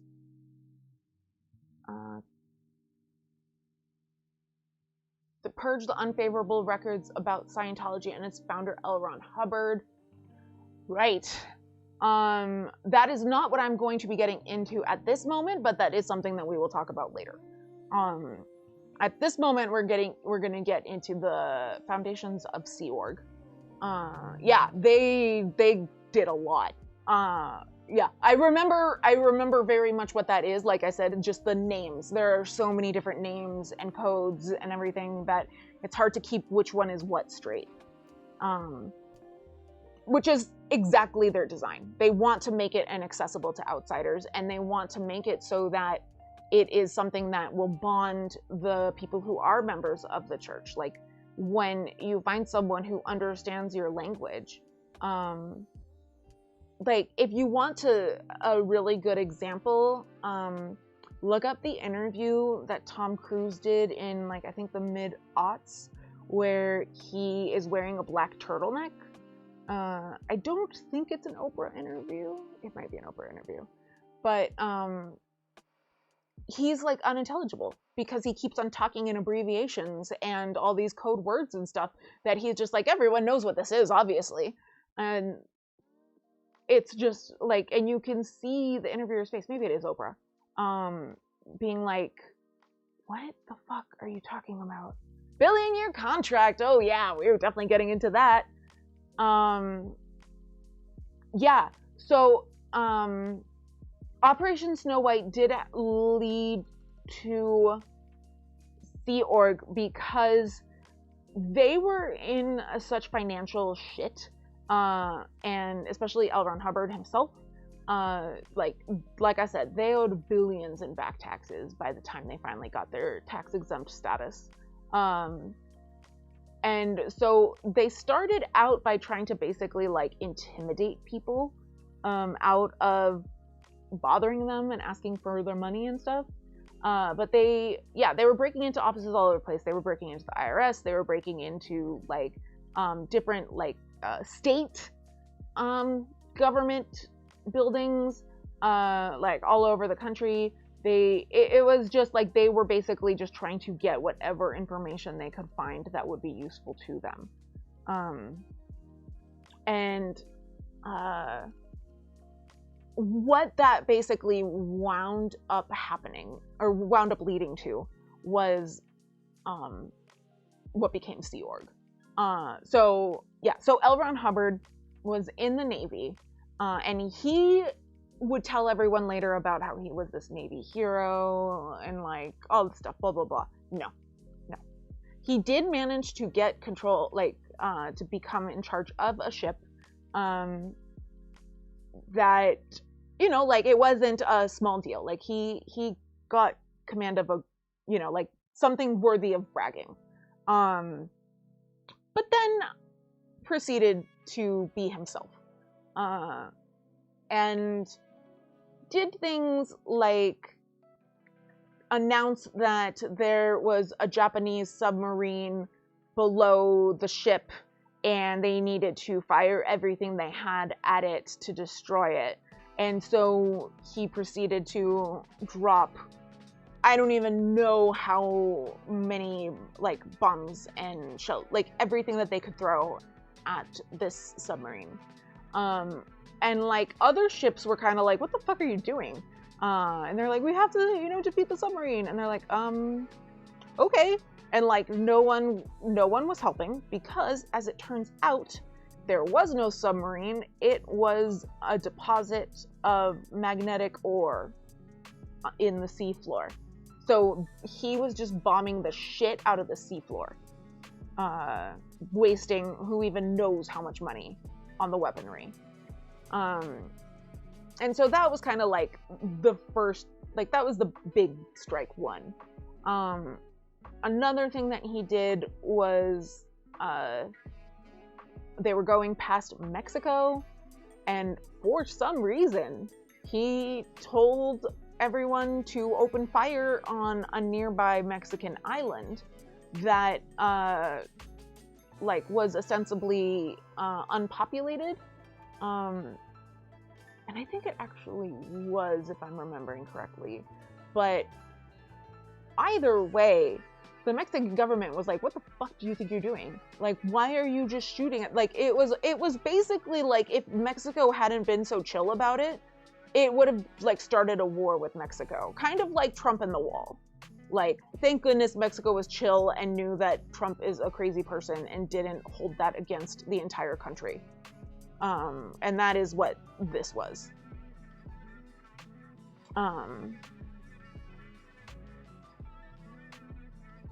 But yeah, so for lots of reasons, L. Ron Hubbard was like, oh, I need to leave the country. And realized that if you are in open international waters, there's no laws. You can kind of do whatever the fuck you want. And that's not something that you want. Like, I don't even know how to diagnose him. Like, there's definitely narcissism going on. And then, like, I think there's also sociopathy, probably psychopathy as well. Psychopathy. That's always a word that throws me off when I hear people say it, because in my brain it's psychopathy, but apparently it's psychopathy, because I know words from reading them.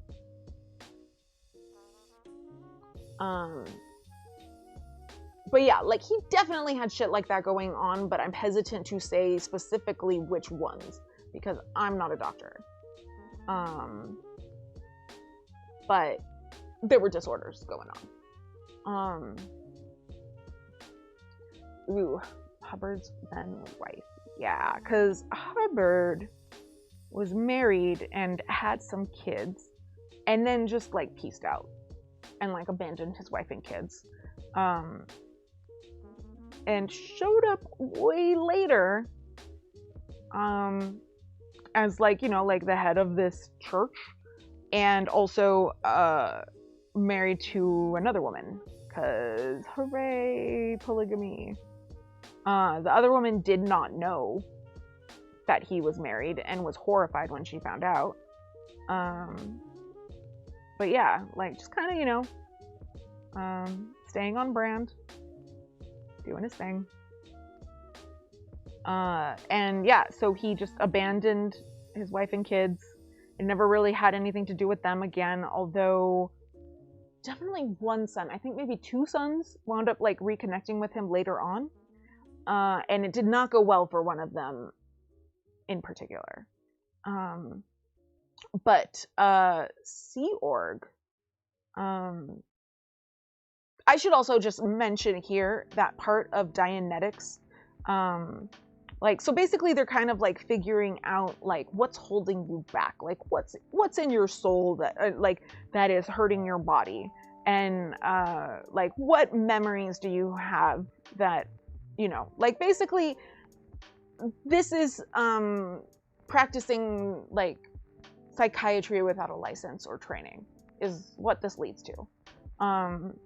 And they talk about the audits all positively, and you know, like some people did have extremely positive experiences. Like I mentioned, it's kind of like the same as like Catholic confession. Like it gives you those psychological feelings of relief and like, you know, getting it off your chest and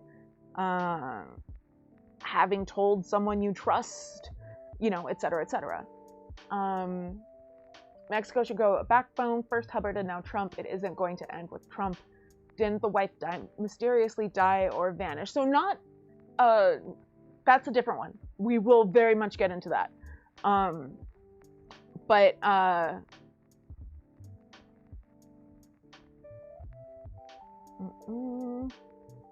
so basically, L. Ron Hubbard was like, okay, I need to get out of this country because they are onto me. And decided to go like out for the open sea. And was like, you know, I was a decorated Navy dude, and so I know all of the things.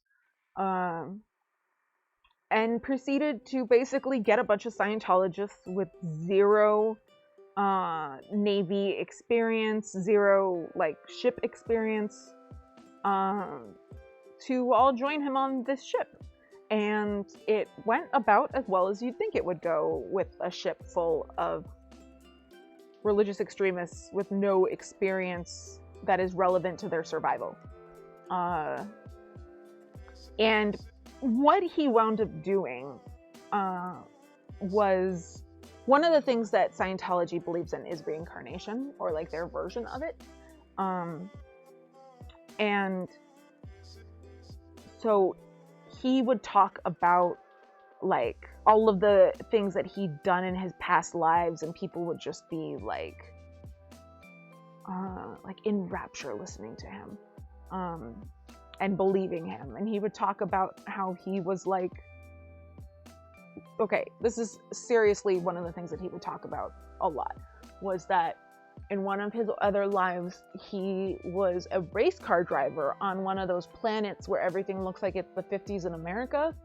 And he like wound up becoming like an overlord or something. And then like all this, like he basically just like makes up shit about like stuff that happened in his past lives. And one of the things is that he is an accomplished sci-fi writer. Whether or not you actually like his writing, like it was popular and sold very well. And so he was basically like making up stories to tell orally instead of written. And like ex-Scientologists like remember listening to it, and can kind of repeat a lot of the stories because he would kind of revisit the same ones again. And so when it was clear, like, oh, none of the people that we brought with us know what they're doing, they just went out and told them all, you know what you're doing, you just need to remember it, because you were all running ships in your past lives. So that knowledge is there, you just need to get to it. And they'd be like, okay, cool, so you're good, see you later. And then like leave them to run the ship. Because now that they know how to, you know, figure out what to do, obviously they're just gonna go and remember those things now. So they're good.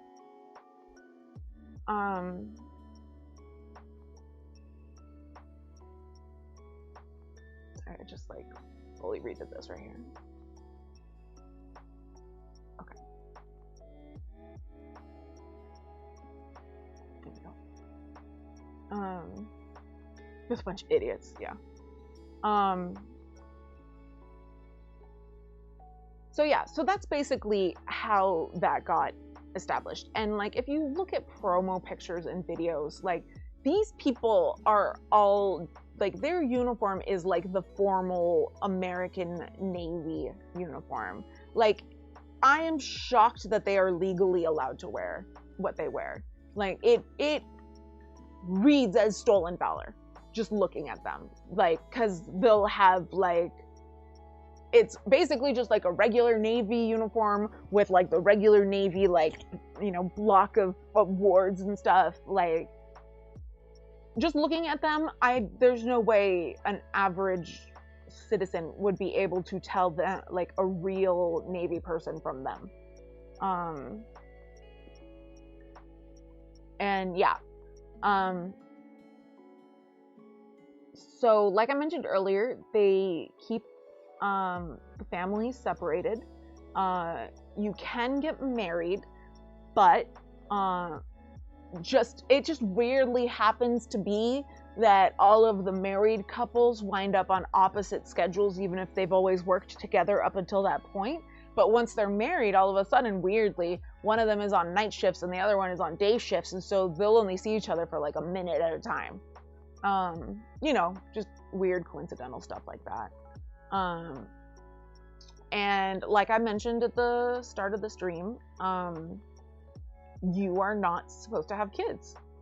If you find out that you are pregnant, you will either be taken to get an abortion, whether you want it or not, or you have to leave.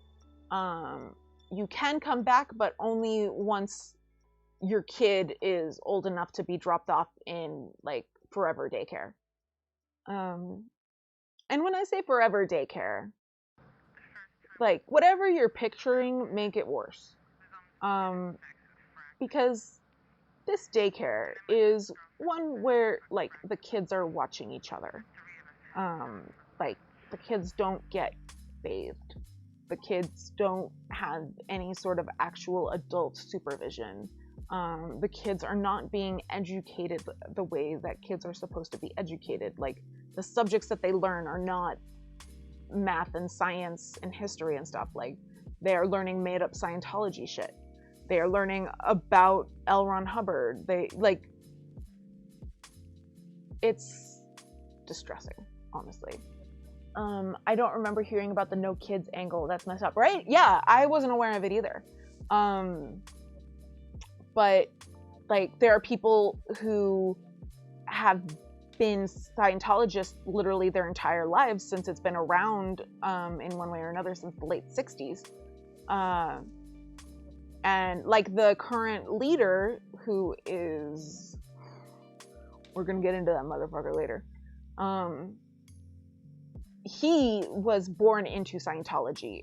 His father is no longer a Scientologist, but like was a very hardcore Scientologist for a very long time, basically up until his son became in charge, and he started kind of having his eyes opened to what he was a part of. Like with most of the ex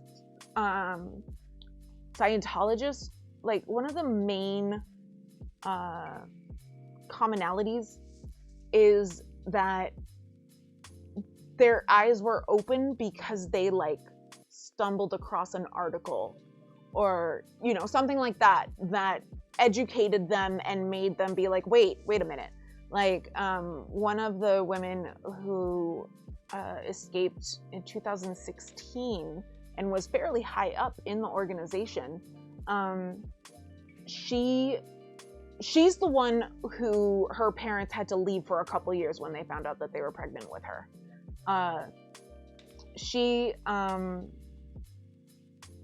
Fuck, what was I talking about?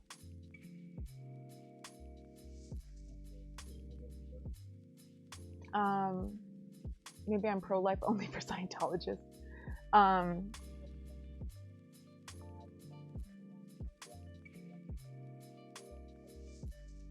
I'm trying to remember what I was saying. So people who grew up in Scientology don't get regular education. Where was I going at with her? Something that she talks about growing up there. But like, she doesn't know her parents. She grew up basically on her own with a bunch of other kids, like raised by other kids. And I was gonna say something about David. Oh, her like brainwash undoing happened when she was helping out some people who were filming something on the grounds of I believe the Celebrity Center in LA, which is the one that I'm like super familiar with. And in the thing that they were doing, they mentioned North Korea and brainwashing. And basically just like said a quick thing like, here's what brainwashing is. And she just went, wait, that's me. Like, that's here. And like that snapped her out of this, cult fog that she'd been in her entire life. And she wound up escaping like 2 days later in the trunk of one of the car of one of the actors, unknowingly on his part. He was very surprised when he found her later. But like, that's how she got out. She had to like make a run for it with like one bag of belongings, and she just like found an unlocked car, jumped into the trunk, and waited for the person to drive off with her in it. Yeah, it's wild. And like all of the ex-Scientologists will talk about how like leaving Scientology is not just leaving Scientology, it's like a form of suicide. You are then cut off from everyone and everything you know. You can't talk to your family. You can't talk to, like, if you have kids and they're still there, you can't talk to them.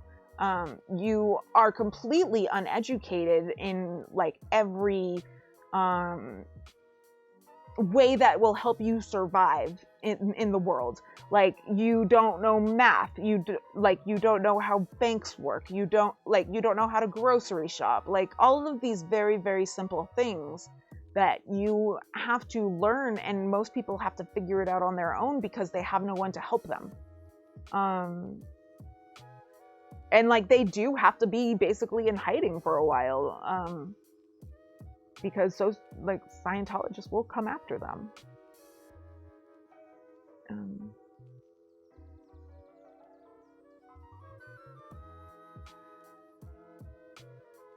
Okay. Here is Ben.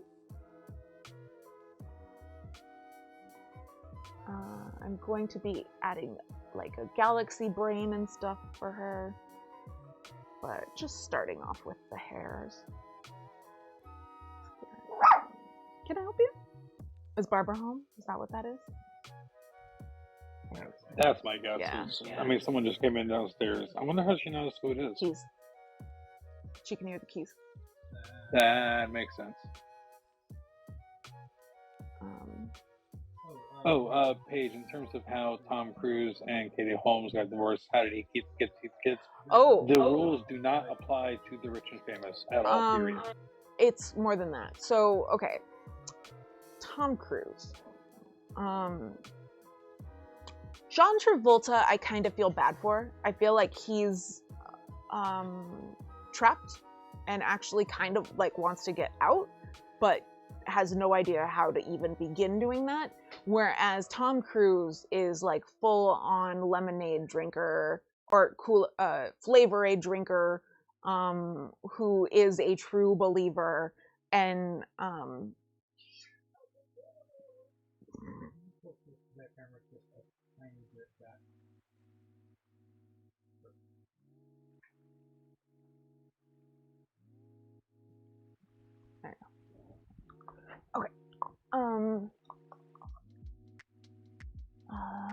He only had his eyes open after his son became in charge.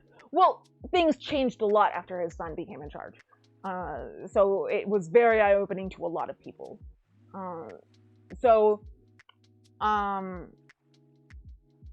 Tom Cruise has been involved with Scientology for a very, very long time. Like, since before he met Nicole Kidman. He was very active in Scientology then.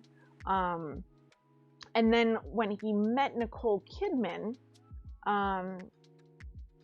he started like distancing himself slightly, which really panicked, like especially David Miscavige, like the guy who's in charge now, who was like BFFs with Tom and like wound up being like best man at his and Katie Holmes' wedding, all this stuff. And he's the one whose wife has been missing for almost 2 decades. But yeah. I know this is a weird thing to say, but dear God, I hope she's dead and not like locked up in a room this entire time. I mean, that's a weird thing to say, but you understand why. Yeah. The idea of being locked in a room without any human contact for 2 decades. Well, one of the things that they will do is I'm blanking on what they call it because they have so many terms and everything. It's really hard to keep track. But if you like are in need of mental health help or something like that, they will put you through this thing, which is basically like an intensive audit, where you are pretty much like put in solitary confinement up until they decide that you can go now. And everyone who works with you, like all of the attendants, anyone who like brings you food or whatever, they're not allowed to talk to you. Like, it is complete silence. You are cut off from everyone. The only person that will talk to you is the like auditor that you have to see, I think, a couple times a day. And there was a woman who was put through this, and where is I going with that? She was put through that like torture for decades. She was put through the torture. What was I gonna say about her? I'm trying to remember which woman I was talking about now. What was the thing that you asked? I was talking about being tortured for 2 decades. Oh, right, like if you were stuck there. Yeah. So this woman, I think Lisa what's her last name?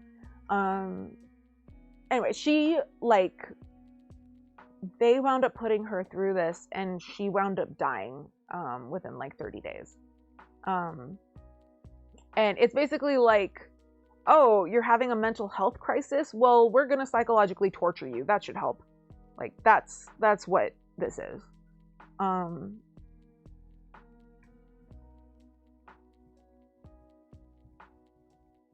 So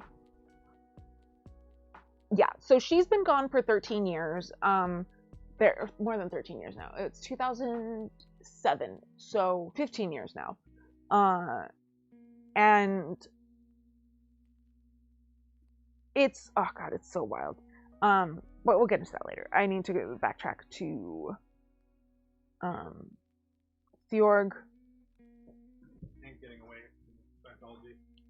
Yeah. And how you're abandoning everything you know, etc. Yeah.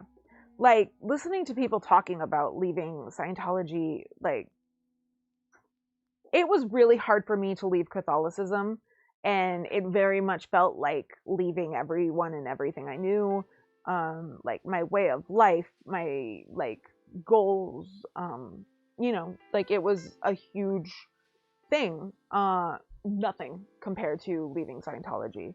I admire, I had someone message me on my memes page today, hello if you're watching this, asking like where they could watch the VOD later because they're working right now, and they said that they were ex-Scientologists and like really liked anyone who like would push back at all, and was always they were always interested in watching or listening to that kind of stuff. And I was just like, I told them like, yes, there's going to be a video later, and I was like, I think you're extremely brave for doing what you did. Like, I don't know if I could, honestly. I like to think I could, but you never know until you're actually in that position. And they really make it as difficult as possible for you. Like, one of the things that they'll do is if you say you want to leave, they'll be like, okay, and they'll hand you a bill.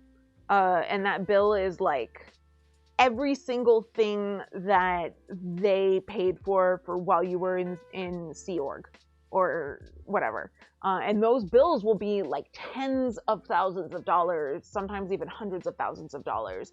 And there'll be a lot of made up things in there.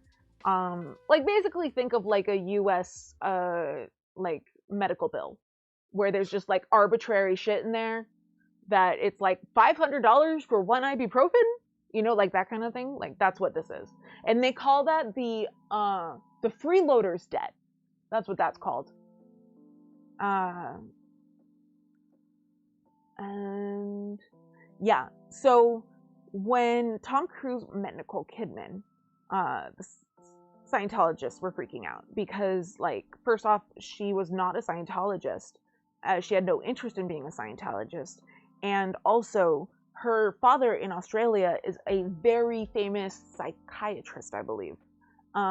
Which is like, psychiatrists are the enemies of the Scientologists. Like, that's how they see psychiatrists. And, you know, like, help people? Yeah, anyone who like actually helps people with their mental health, like, those are liars and enemies. Like, how dare you?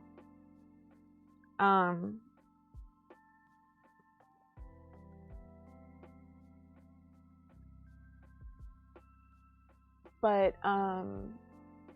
yeah. So they were trying to figure out, like, how do we break them up?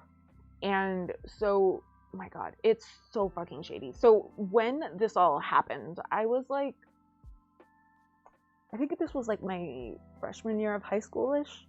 And I loved Nicole Kidman at this time. Like, Moulin Rouge had just come out. Like, I loved her. And, like, hearing, like, the, like, simplest details, really, of what happened and all, like, it was very clear to me, like, Tom Cruise is an asshole in this situation. Like, Nicole Kidman is the victim here. And, like, I would, like, write on stuff like boycott Tom Cruise. Like, I was very angry with him, and just just the few things that I heard about how he treated her and what had gone down. And turns out I should have been a lot angrier. So they started, like, when he would come in for audits, which are, like, required, like, you have to go in a certain number of times in a certain amount of time. I can't remember the exact thing. It's probably different for different people. But when he would come in, they would just spend the time, like, trying to, like, subtly working against her and trying to turn him against her, by being like, oh, your readings are showing that she's really, like, what's the word? There's a word for, like, things that are causing you to, like, not be, clear, you know, it begins with an E. Hi, Alien Sock Puppy. Hey, Alien Sock Puppy, welcome. Because psychiatrists know that Scientology is a cult and bad for people who have mental health issues. Yeah, pretty much. They can see right through the bullshit. I mean, let me channel my inner Elle Woods here, but what, like, it's hard? But, like I mentioned earlier, when you're in Scientology, like, you're in there. You are completely, like, you don't really get contact with everyone else, and so you are just so surrounded that this is the normal, and there's very much an element of peer pressure and such. But with Nicole Kidman, what they started doing was they were turning the kids against her. Like that was one of their big goals, was like, in order to get any of this stuff that we want, like we have to turn the kids against her. That's the only way. And they like sent in a team of Scientologists to do remodels on the house for free, because, you know, perks of being a Scientologist. Those people installed cameras and audio systems, obviously. So they were spying on the house 24 hours a day, looking for anything that they could use against Nicole Kidman. They wiretapped all of her phones, listening in on every conversation that she was having, and then using that with Tom in his auditing sessions. And just, you know, lots of like things like, oh, like your readings are really showing that you have this feeling towards your wife. And he'd be like, oh, I do. And like, yeah, like you're suppressing it, but like it's there, you know, like really just like messing with his head. And finally, like it worked. And Scientology successfully split up like the power couple of the time. Oh no, where'd you go? Come back. Yeah, it's back. We all know that Scientology only took off once people learned Tom Cruise was a member. Yeah, he's definitely like a huge factor in their success. And he is like, they're just like prize possession. Like that's how they treat him. Like if they had like a Tom Cruise sized china cabinet, they would like put him behind the glass to like protect him and keep him theirs. But yeah, so once that was successful, they were all relieved, like, cool, like we're keeping him. Also, he has custody of the kids because we successfully turned them against her. So, you know, it was a big win for them.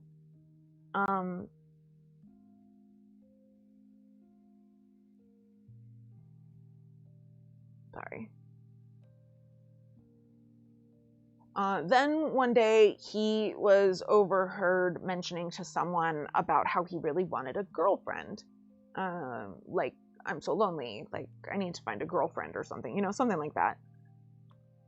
So they were like, okay, we need to find him a girlfriend. Like, we cannot let this happen again. We need to make sure that whoever he's with next is like one of ours. And like, both this time and then when it wound up being Katie Holmes, they like held auditions, but the women who came in thought that they were auditioning to be in a movie opposite Tom Cruise. They didn't realize that they were in an audition to be his girlfriend. And so there was this woman who won, what's her name? I want to say like Nahasir or something like that. Very pretty. Looks like a nice lady. So she basically won, and Scientology pushed her together with Tom Cruise until he was like, oh, look, I like her of my own volition. And that went on for a couple months, and then I guess they started arguing or something. And so the Scientologists were just like, okay, we're pulling the plug right now. Like, it's over. Okay, you did fine, bye. And invaded her house and took any evidence that she had ever, like, that there had ever been a relationship. Like, any photos, any letters, some journals, like, anything like that. Like, all gone. And then a little while later, they held auditions again and got Katie Holmes, who was not a Scientologist, but willing to become one. And so they liked her until they didn't like her. And then yeah, like I'm definitely going to be doing more research on that because I'm curious about the intricacies and details, and I've really only gotten like summaries. So I'll talk more about that on Thursday, but that's kind of like the summary. I need to do more research on her escape from Scientology because I know enough to know that it's a cool story, but not enough to like be able to talk about it right now. So, you know, little sizzle for Thursday. Tom Cruise is so tall. Tom is their precious. There's Smeagol and Tom Cruise's paints. Is it the paints? Yeah, it's the paints. Okay. No, it's my book about Pompeii and Herculaneum. I would really like it if you didn't chew that up, my love. That would be very nice if you did not chew up my book. No. You can guard it, but don't bite it. No biting. I know. Y'all, last night, Raffle Iron got, like, hours of Smeagol in Smeagol mode, not Gollum mode, and confirmed that she is super adorable and precious. And, like, one of the top 5 dogs ever. So, Gollum is hilarious and everything, but Smeagol is, like, the best. Smeagol is such a good girl. She's so good. I love her so much. She's the best dog in the whole world.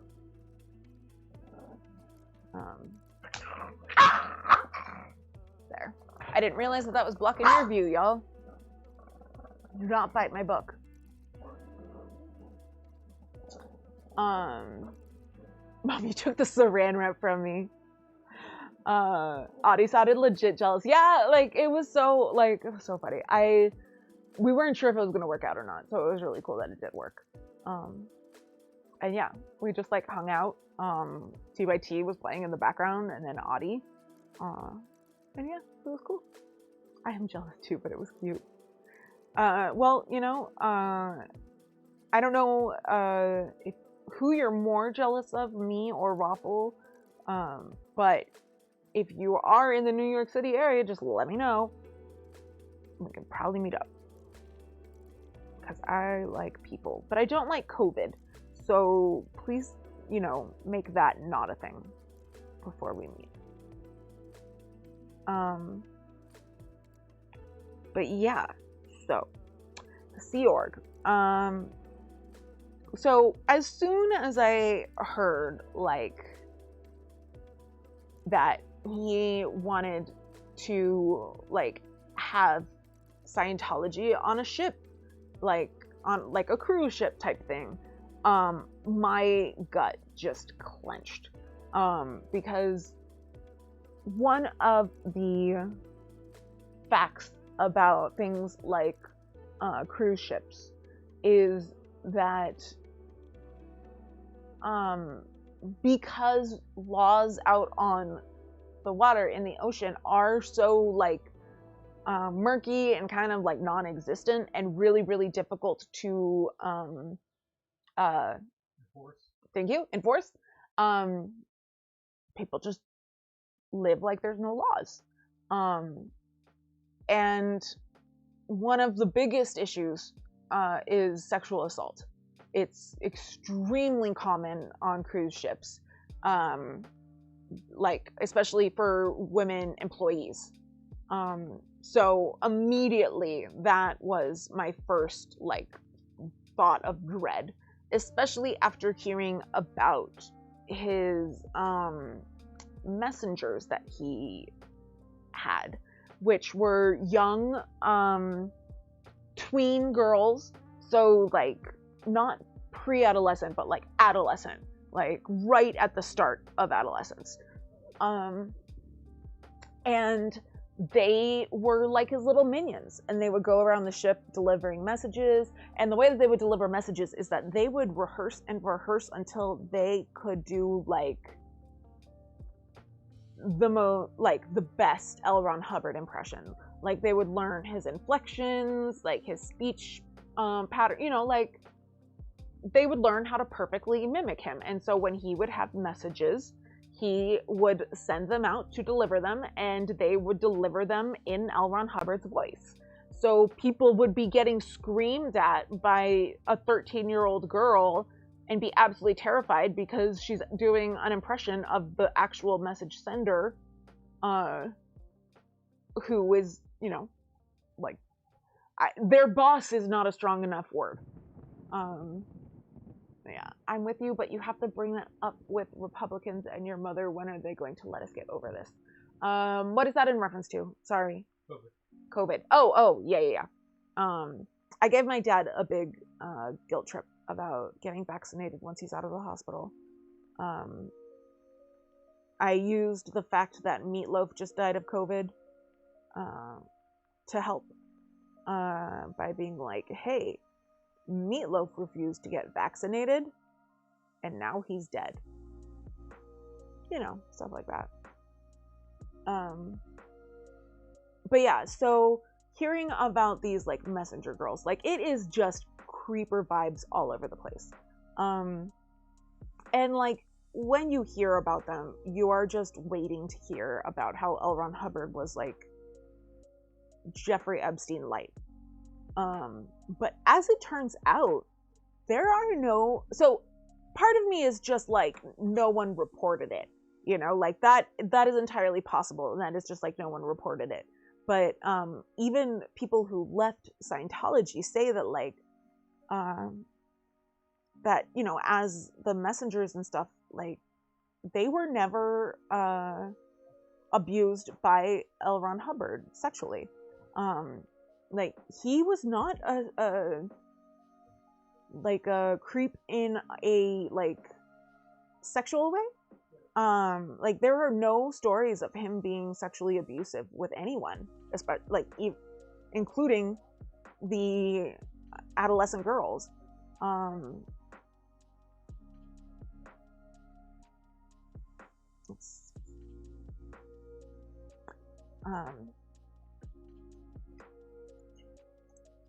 But yeah, like former messenger girls have said like that they would be assaulted and groped and stuff by other men on the ship, but never him. Like he had never tried to take advantage of them like that. So like, you know, it's not all bad news today. Brett, when the internet would just tweet about Meatloaf. Ooh, what did he say? I love Brett's humor. It's perfect.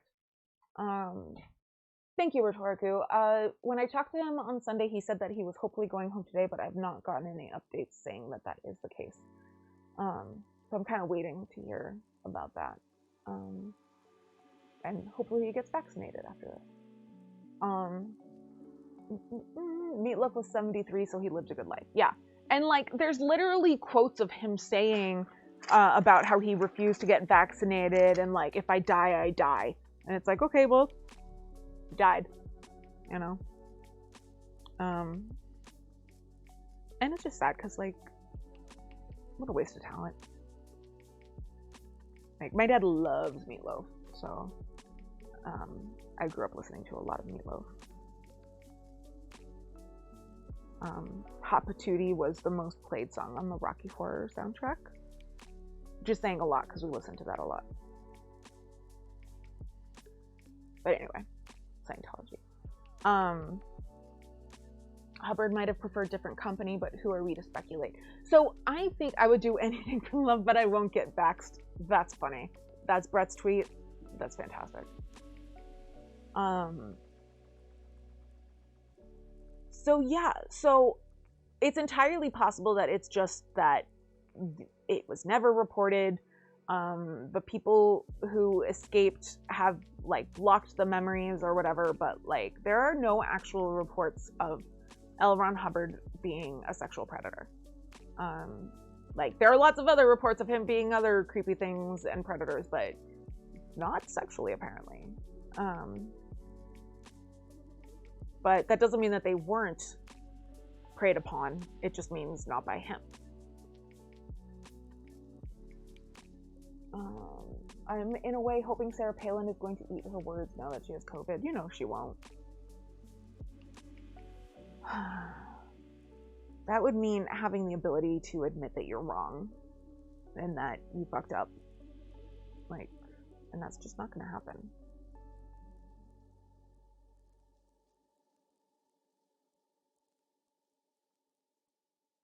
Now I have Meatloaf stuck in my head. My brain keeps on like making a mashup of Meatloaf, and Total Eclipse of the Heart. Like, those songs are getting, like, some of his songs are getting mashed up with Total Eclipse of the Heart in my brain. But yeah, so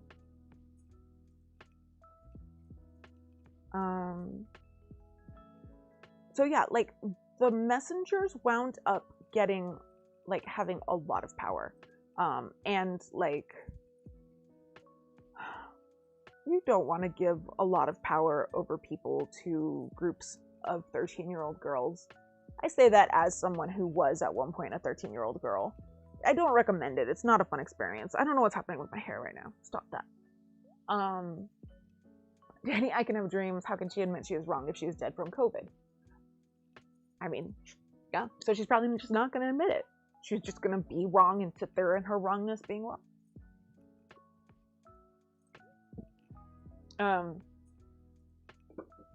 So yeah, so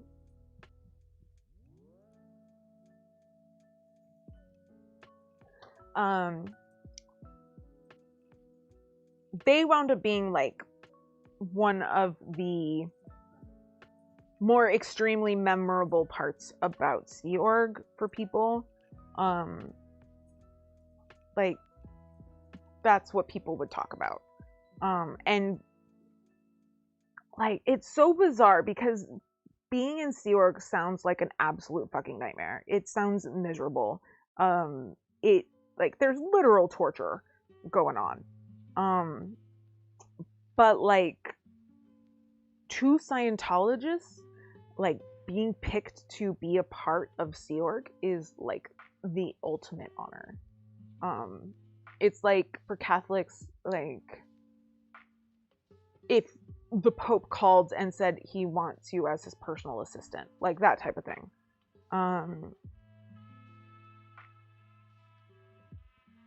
And so yeah, so like, parents were just sending their kids to this because that's just how it worked. And like, these kids, they weren't getting educated. They were not getting fed properly. And they were definitely not told that this was all happening just because L. Ron Hubbard owed a lot in back taxes and was on the run. Like, that just definitely never came up.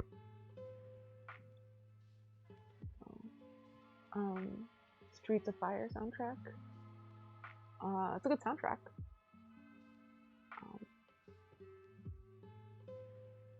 She said she wouldn't get a COVID vaccine over her dead body. They really need to work on their phrasing. Like, why are you trying to jinx yourself? What's up with that?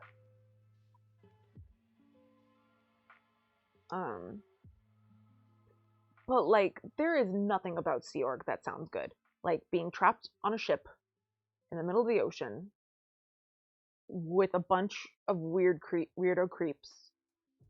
Like, and it's like, your passport is locked up in a safe. Like, you can't get away from this. Like, once you're there, you're there. And a lot of ex-Scientologists talk about, like, once they were on the ship and everything, like, it was extremely eye-opening. But not eye-opening enough to get everyone out, unfortunately.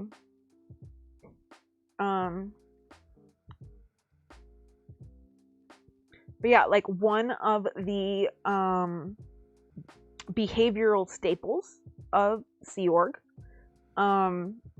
is one of their main punishments.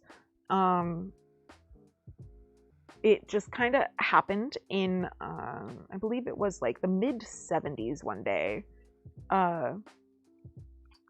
And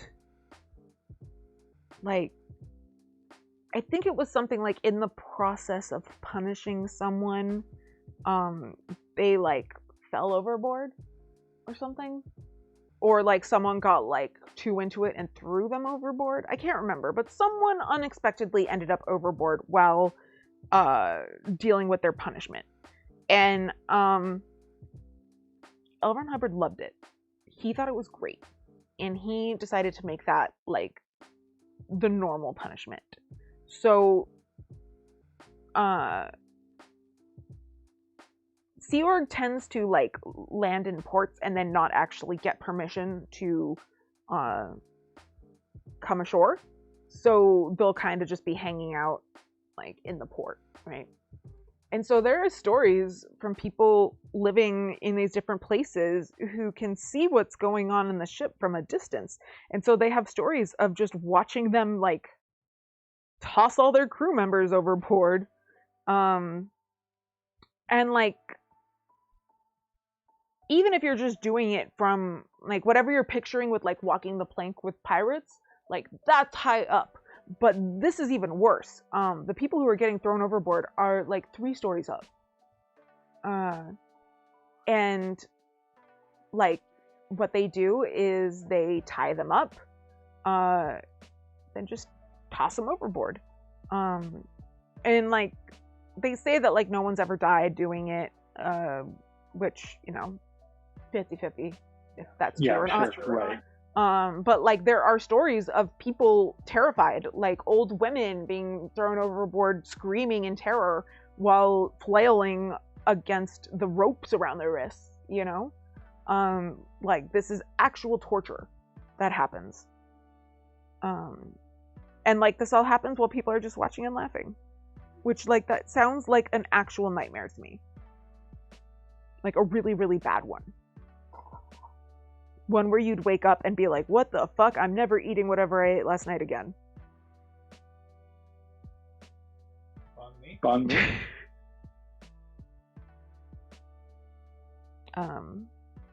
Speaking of where I've been the last several minutes, I was basically looking. Other roommate actually has a spare camcorder, which should have a better camera lens and sensor on it. So we're going to try swapping that in for the next stream.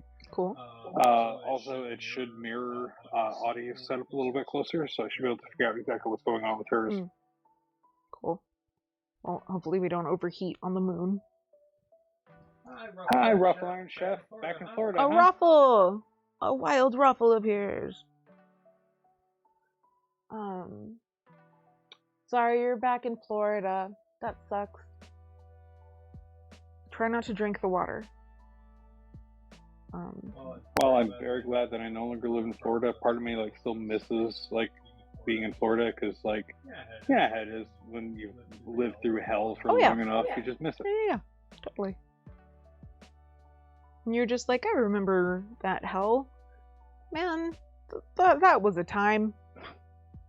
I mean, considering that now I'm living through a horrific pandemic, the times in Florida weren't that bad. That's fair.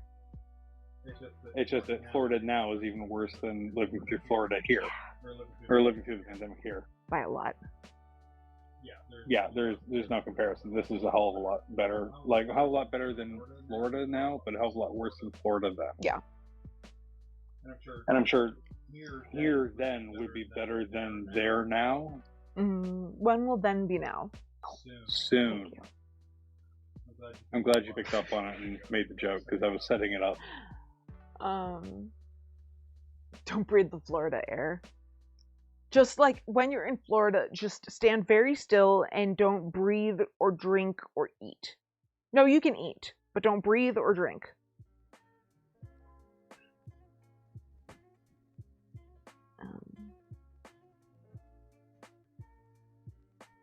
Okay, so Scientology.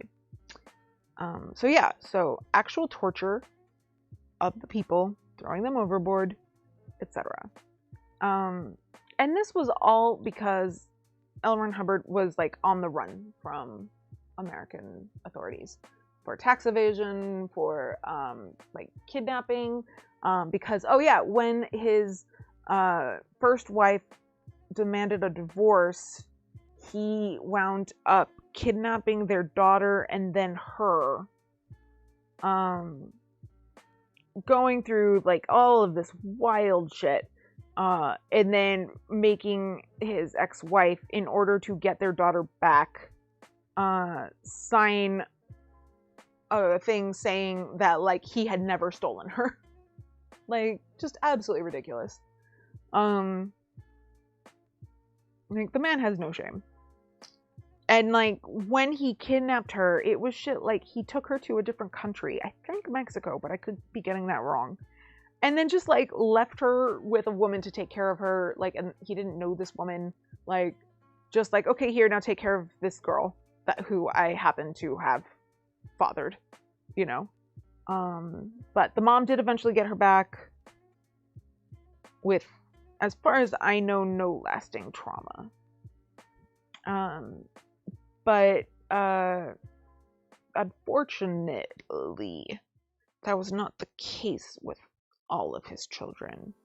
One of the things about being religious in general, especially any sort of like Christianity, is that they tend to express a lot of hatred towards smaller groups, especially people in the LGBTQIA+ community.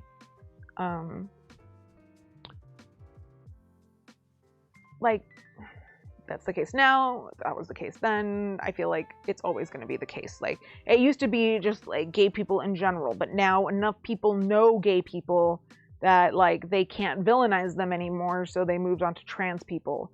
Like, they'll always find someone to blame, and scapegoat and hate, because what is religion if not about hate? Like, that's what Jesus said, right? Hate thy neighbor and judge them thoroughly. Pretty sure that's what he said.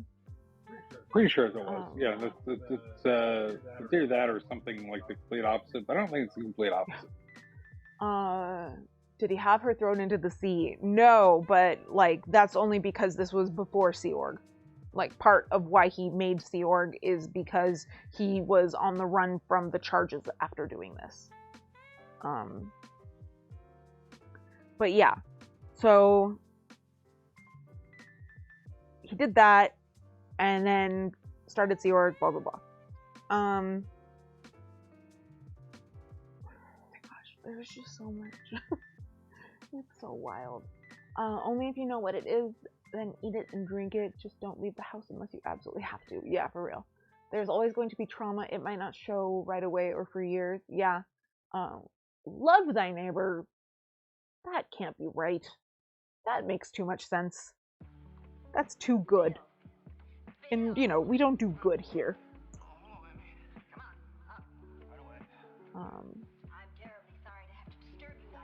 I wish Jesus would give me a list of whom to hate. It would clear up a lot of ambiguities. Yeah, for real. I think it's the rich. Okay. Money changers. Mm-hmm. Anyone who gives a lot of hate to sex workers. Figs. Mm-hmm. Fuck those figs. Yeah. Fig trees. Fuck those fig trees. May they never bear fruit.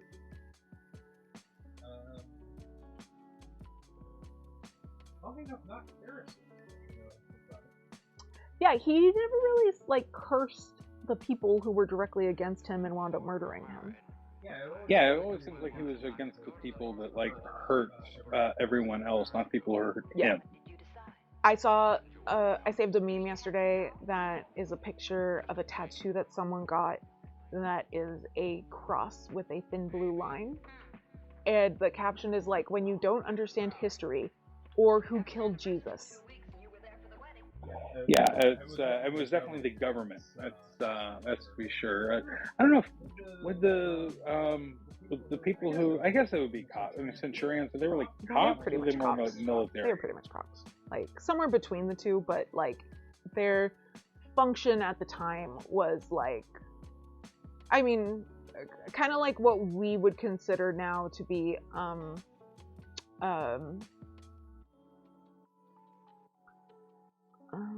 martial law. Yeah, exactly. Oh, actually, Mom, it's I have a button that I have to hit when I talk, otherwise it'll cause a feedback loop, and I forgot to hit that button for a little bit. That's all. Just boiling some water for penne and heating up some basil tomato sauce and topping with fresh parm. Oh wow, I'm a total food simp. Wow, you really hate us apparently. That othering is Oth's tool to build solidarity within groups. Yeah, that's a super common cult tactic, and that is very heavily used with Scientology and Mormonism. The Satanic Temple's beliefs. Right? That's funny. I will say this about Mormons. Generally speaking, they do tend to other people outside of their own religion, but they still tend Did you just to, say on unreligion? average, outside of their own religion, but they still tend to, on average, treat people with at least some degree of respect. Yeah, Mormons are very nice. And even after people leave the Mormon church, they don't like, you no longer exist to us. It's just like one of those distance rather than, I mean, like, you're cut off all disowned. contact. Yeah, you're disowned, but it's not like you are no longer, it was like, we'll never speak to you again, you can never speak to another Mormon. And It's not like, as hardcore as Scientology, but they still do it. It's the same thing. yeah, it's one of those things. If Scientology didn't exist, it would be one of those things that I'd be like, Mormonism is awful, and Scientology comes around and goes, Mormonism isn't that. Scientology is basically like someone who just like sat and watched the worst parts of Catholicism and Mormonism and then went, hold my beer. You know what it is? Scientology is to Mormons what Trump is to W. Yes. I'll take that. I'll agree with that. Yes, unreligion. That's one of the religions I created, polyism. It's the only truly false religion. Every other religion has some aspects that are true. Mine has none.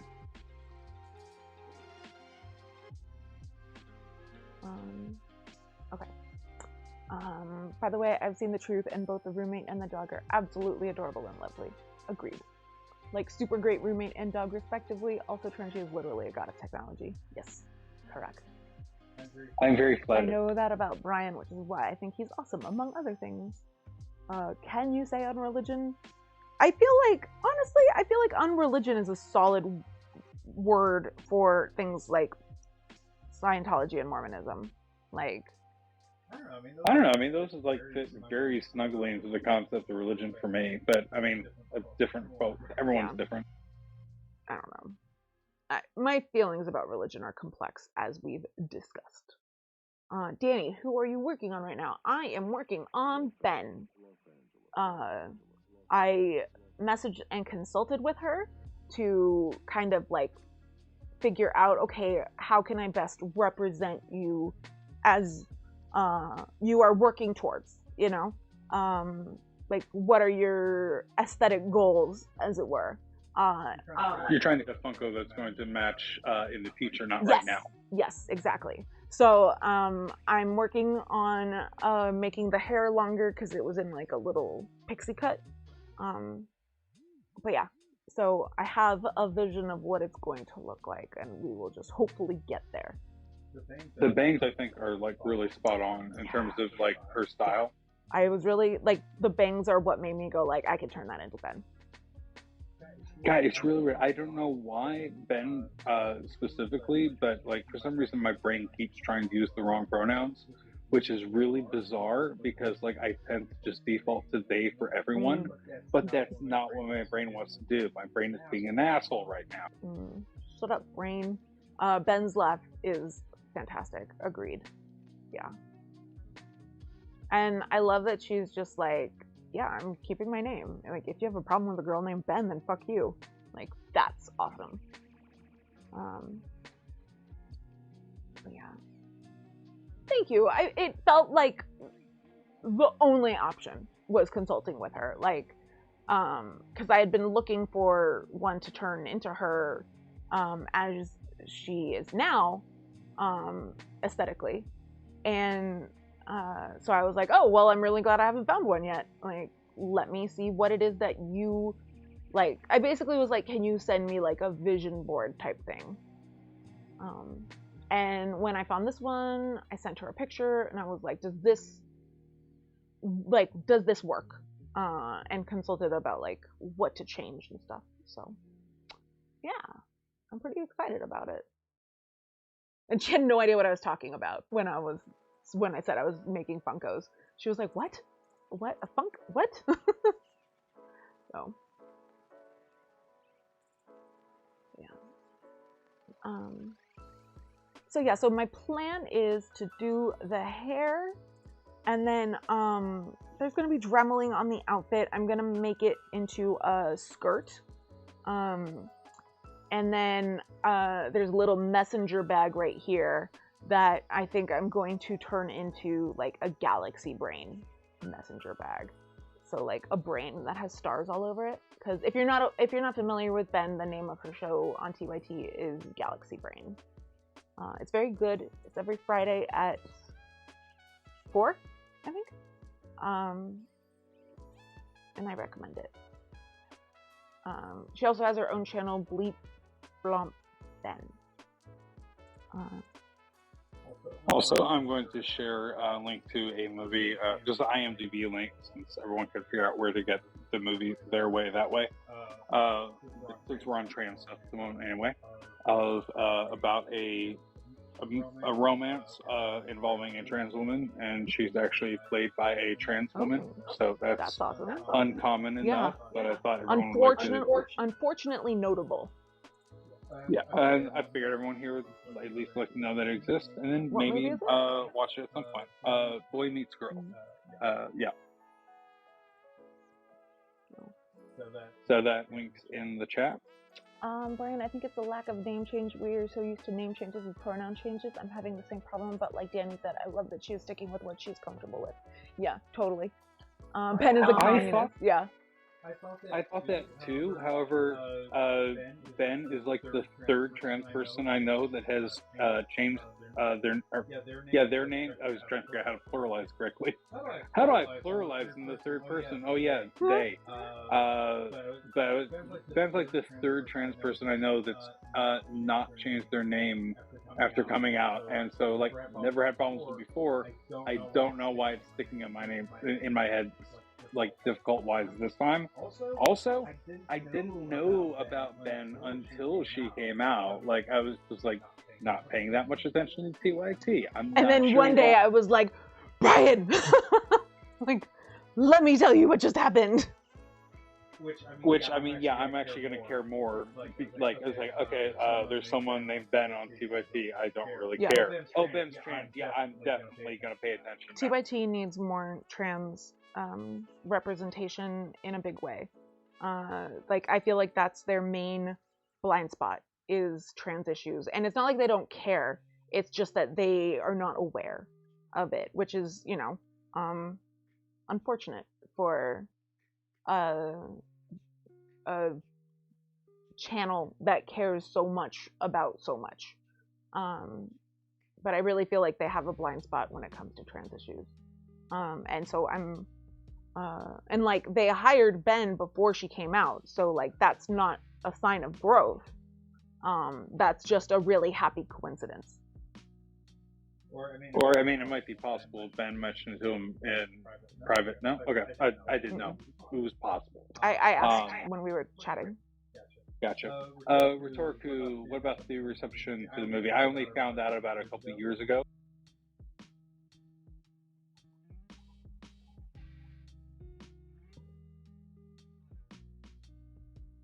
Anna and Shank's repeated rants about the use of Latinx as proof of that blind spot. Yeah, and like, so many Harry Potter references, just, and when there is a trans-related story, like, it's not that they don't handle it well, but you can tell that it's not something that they handle regularly. I don't care about Ben, but it does throw me off when I watch her Rebel HQ videos. The beginning she says Benjamin, and now at the end of the video is different to Ben, so it confuses me because I don't know if she is keeping Benjamin or just going by Ben.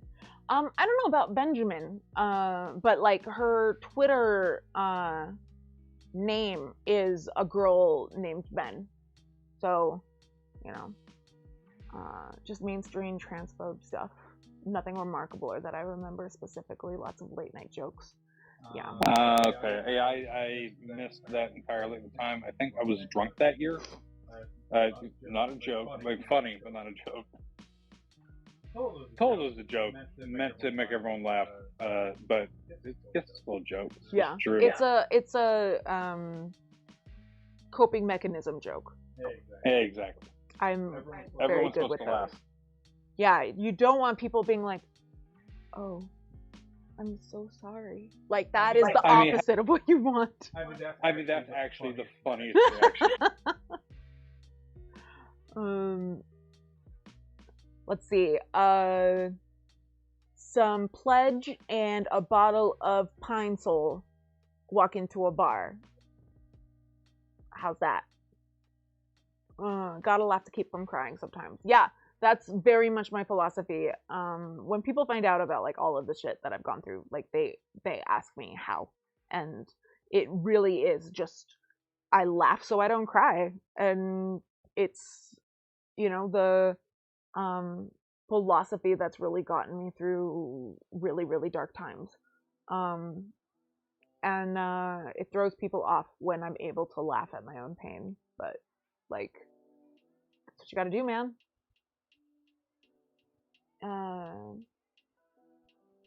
I think like anyone else's, she's just going by the shorter version of her given name. Yeah. How do you know when the Polish are taking jobs from the Irish, the price of cabbage rises? I'm a quarter pole. That's as far as I'm willing to go. I appreciate the pole position and pole dancers and poles in general. Pole dancing deserves to be an Olympic sport. I hear bull movement. That's just me. Okay. Movement, Making sure it's not the cat being the cat. Yes. Hi. But yeah, like I care very much about trans issues. I have many trans friends who I care very deeply about. And it saddens me that a place that I have invested so much trust and love into has a blind spot about this thing that I care so much about. And like they don't have a lot of blind spots. So which makes it both better and worse, you know?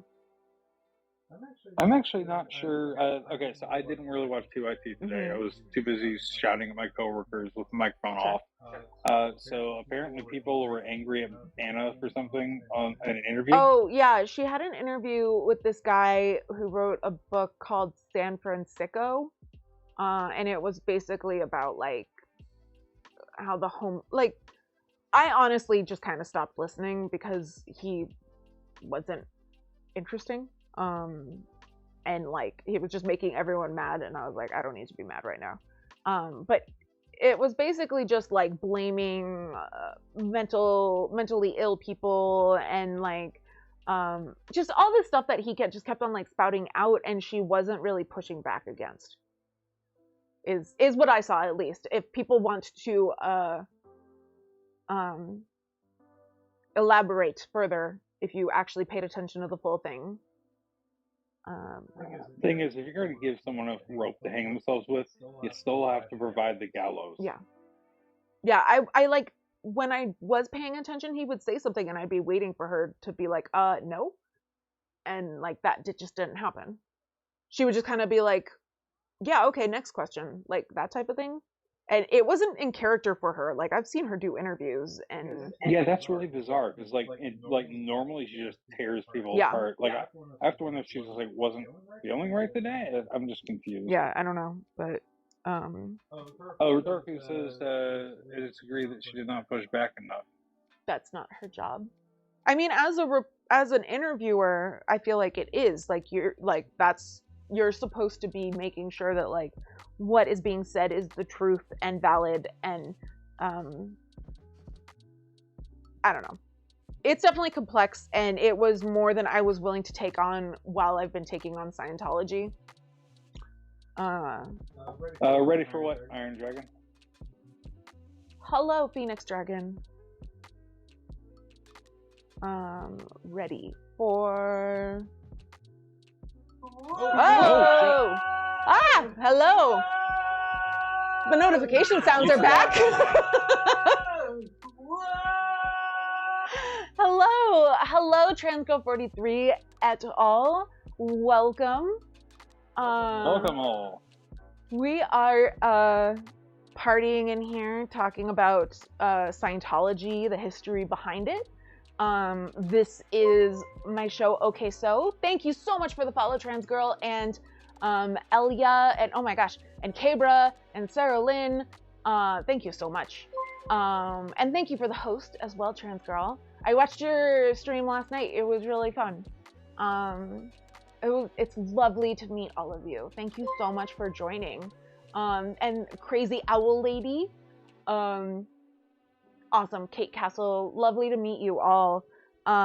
This is my stream where I talk about history while painting and sculpting, normally custom Funkos, which is what I'm working on right now.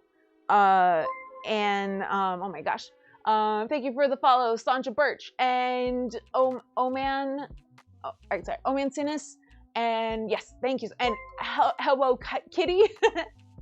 Oh, thank you for the subscription, Transgirl. Thank you so much. Yeah, so I talk about history while I do art, and everything that I talk about is entirely from memory, because that's how I do. And so we just have fun discussions and talk about it casually and stuff. So, I hear sounds, but I don't see things. It's just catching. Oh, okay. It's behind. Okay. Lexi, lovely to meet you, Lexi. Each event gets its own moment of stuff. Yeah. Oh, I see. It's that, not that. Got it. Okay. Yeah. Thank you so much. Yeah. How was your stream? What was up today? What was the stream theme? Oh, thank you, Sarah Lynn. Oh, and this is Smeagol. She likes to guard things, and right now she's guarding my paints. Oh, her camera's frozen. Oh, I'll fix that. Lady Lexi. Oh, thank you. More follows. Ash Boy. Ooh, that's a fun one. Ash Boy. Evil Lurking. That's a good name. I like that. We're fixing the Smeagol cam right now. Oh, I did not see Hydrate. Thank you. Since we've lost Smeagol cam, hold on. Let me see if I can fix it. So I am actually currently working on a Funko for a trans streamer, and she only recently came out, and so I had been about to be making a Funko for her prior to coming out. And so when she came out, I messaged her and consulted with her about what she wants the Funko to look like and what her aesthetic goals are, and some outfits that she likes, stuff like that. And so that's what I'm working on right now. There's that. So right now I'm just working on the hair length. If you know J.R. Jackson from TYT, I was working on him earlier with his dog Sprocket. Working on his dreads. Here is Senator Nina Turner, who I've been working on. Here is Francesca Fiorentini, if you know who she is. Basically, these are a bunch of hosts, mostly for TYT. And yeah, trans rights are human rights. Hello, or hell yeah. Can you buy one? Yeah, I totally take commissions. If you want to message me, we can figure something out. Absolutely. Raffle Iron, you did fly quite a distance today, so you are allowed to zone out and fall asleep. And welcome, Sanja Birch. I think I already greeted you. Yes, you were someone who followed, but I got the first time chat thing. Yeah, it's really fun. I started making them. If you watch the Damage Report, which is a TYT show, I made one of the host for that. It's currently part of his set. And from there, I just kind of kept going. And it's been really fun. Like, yeah. Meme Queen. Thank you, Ralph Iron. I have a Discord, and yeah, you can message me however you want. Either way is good. Yeah, I'd love to make one of you, because I have a lot of fun with this. I'm about to send out a bunch of finished ones. They're waiting to be mailed. But yeah, it's super fun. And yeah, so today we're talking about Scientology. I kind of do like history all over the board. The last, for a couple of weeks, I was doing a lot of true crime. And so right now I'm kind of going back to like history. So like last week, I talked about the actual story of Pocahontas. I talked about the Civil War draft riots in New York City in 1863. But before that, I talked about the West Memphis 3, the Central Park 5, Lizzie Borden. What are other? Yeah, lots of different topics all over the place. So this week is Scientology. The 3 West Memphis, mentioned them. I just said that. Yeah, I spent a lot of time on the West Memphis 3 because that case is bonkers. If you've never heard of that case, like look for the VODs. It's so complex. I spent like 2 or 3 weeks on it because there was just so much. Yeah.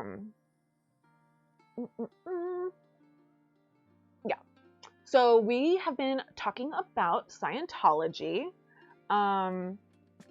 And we've been just talking about the Sea Org, which if you are unfamiliar with them, they are basically Scientology's like pseudo Navy fleet.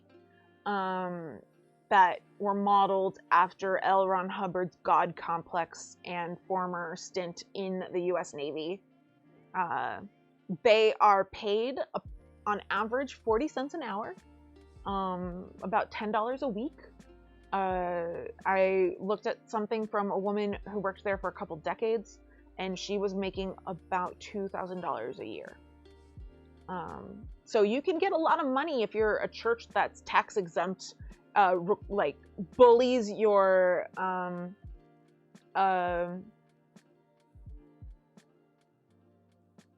Detractors? No, like not parishioners, but followers. Like you bully your followers into giving you money that they can't afford to give you. So you're getting tens of thousands of dollars from each person at any given time. Victims is a good one, yes. Yeah, so you don't have to pay tax, you get all this money, and you don't pay your workers, like, fairly. Like, you pay them less than prison wages. Actually, I think it's slightly above prison wages. I guess it depends on the prison. I just don't understand why they're paying them, like, at all. To keep it from actually being slavery. Like, I think it's a legal thing to pay them. But they're not paying them minimum wage. It's because they're like not on land, so they're in international waters. Yeah. So they can get away with that there, and then but they do pay them something basically to stay away from like charges of slavery.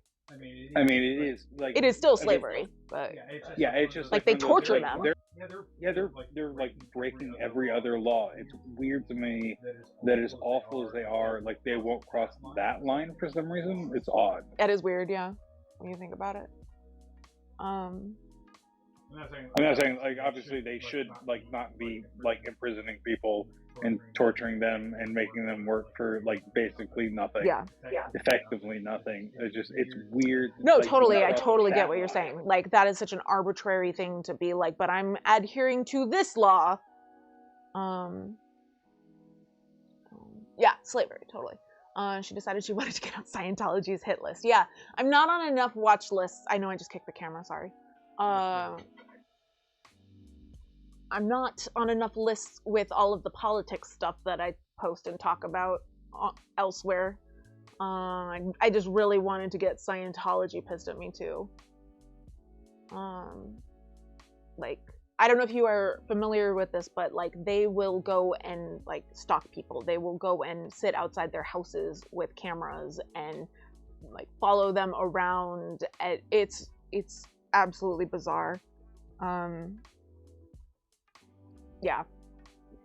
And like if you try and go to any of their like compounds, they are surrounded with cameras and like barbed wire that is set up both to keep people out and keep people in.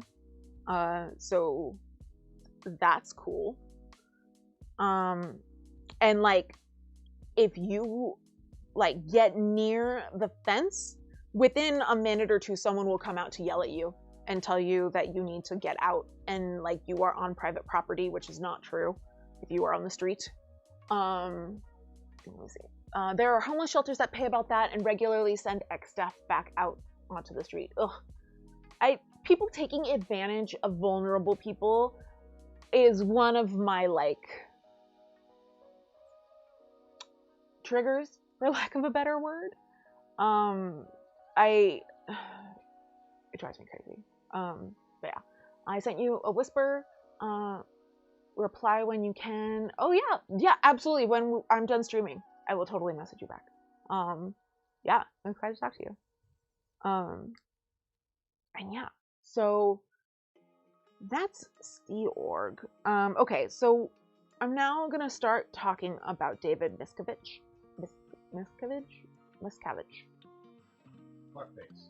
Yeah. David McFuckface. There. David That got me McFuckface. on a list right there, just saying that. Why would I want to go to one of their compounds when I don't even want to join the church? For investigation purposes, like one of the big reasons is that this man, David, who runs the church now, his wife has been missing since 2007. They say that she is in one of the compounds and like healthy and just not wanting to talk to people.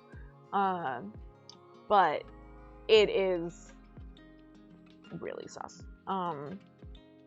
And like her whole, so she's one of the people who were like raised in Scientology, like it's all that she's ever known type thing.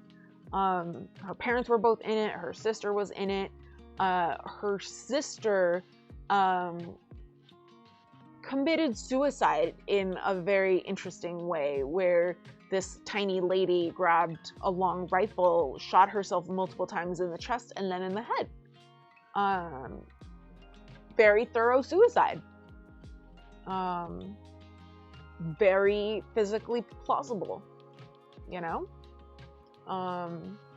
Miscavige is a class A scumbag, absolutely. And if you look at just like pictures of him, he looks like an 80s movie villain. Like he looks like he is smirking at you and like, ugh, it's so shady. And the thing is, like, he didn't really like work his way up to it. He just kind of like showed up right before L. Ron Hubbard died and like cut in line to like be right next to him on his deathbed and then just took over the church. Like that was it. He's in charge now. He was the one who told everyone that L. Ron Hubbard had died. Although he didn't say it that way. He said that, you know, like L. Ron Hubbard discovered that he had no need for his physical form anymore, or it was holding him back, or some shit like that. It's very, very hard to shoot yourself with a rifle. Yes, exactly. Especially when you are a tiny lady. With not inhumanly long arms. Hi, I see you. Yeah, you're so cute. You are so cute. I love you. I love you so much. Much love, Mama. Please take care of my Lexi crew. Thank you so much for sending them over here. I'm pretty pumped about it, so thank you. I hope you have a wonderful night, Phoenix Dragon. Wouldn't he just release the police if she was alive to show them? Oh, so that is a thing. So Leah Remini, she went and filed a missing persons report. Like, she was labeled what they call like their enemies is suppressive people, so an SP, suppressive person, and it's basically like someone who's trying to hold you back from like living your true Scientology life or whatever shit they come up with like that. And so she was like a devoted Scientologist. And then like she was very close friends with Shelly Miscavige. And like at Tom Cruise's wedding to Katie Holmes, Shelly was just a no-show, which was exceedingly suspicious. Like she was basically like the first lady of Scientology, so you couldn't just not show up to a major event. Yeah, the cat is out here. So is other roommate. She's very needy and demanding. Looks don't determine guilt, but they don't help. Oh yeah, like it's just like when you look at him, you're just like, I get weird vibes from you. You know, kind of like when you look at L. Ron Hubbard, honestly. Different weird vibes, but like you can tell just like, yeah, I don't know. It just sets off warning bells in your brain.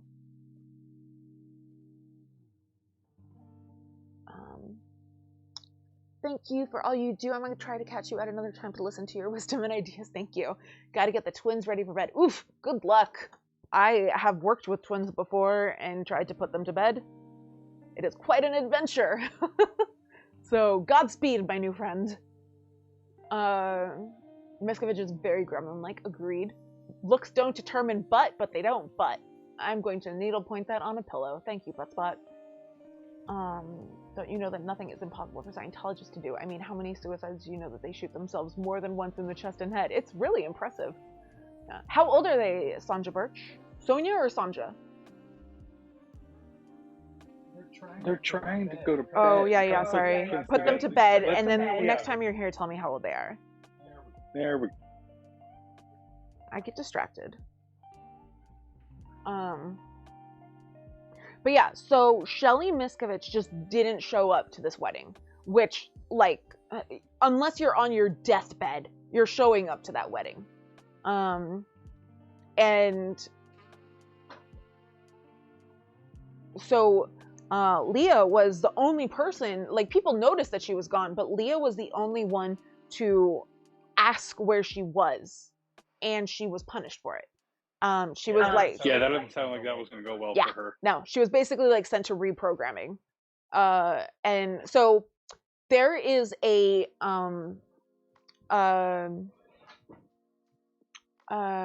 what's the word I'm looking for?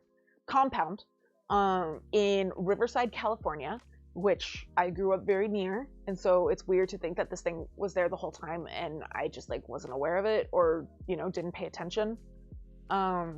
But there's this giant Scientology compound in Riverside, and it's beautiful. Like it is marketed towards the Scientologists as like paradise, and honestly, like if you look at it, it is just so gorgeous. But in like one of the far corners,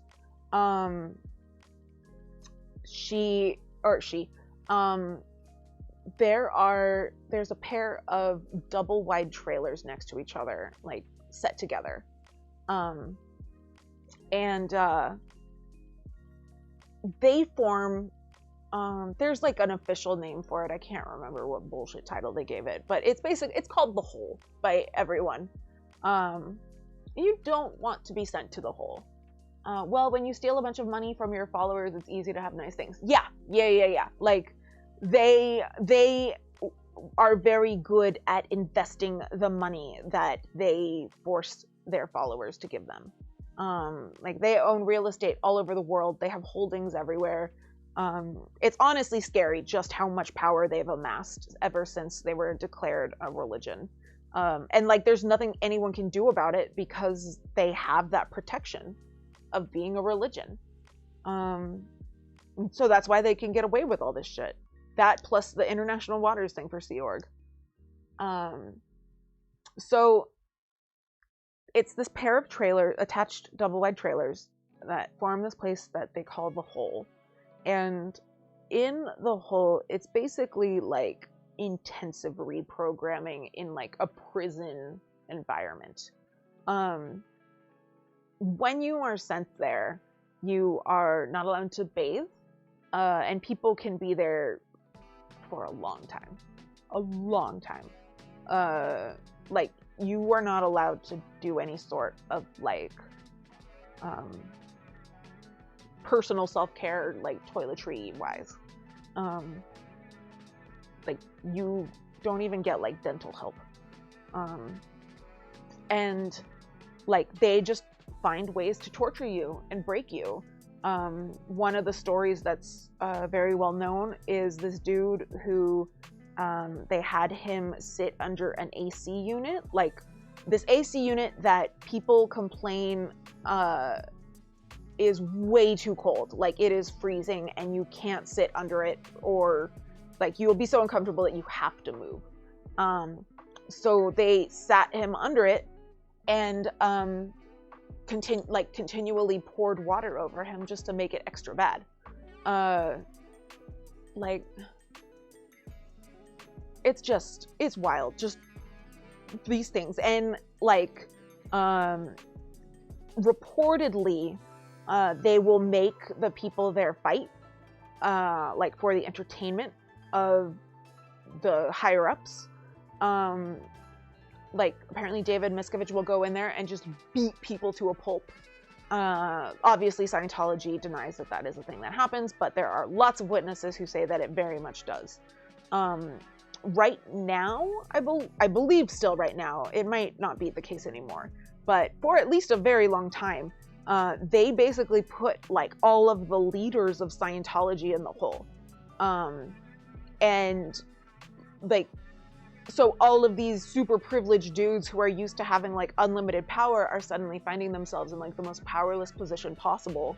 And it really freaked a lot of them out. Several of them wound up leaving Scientology altogether.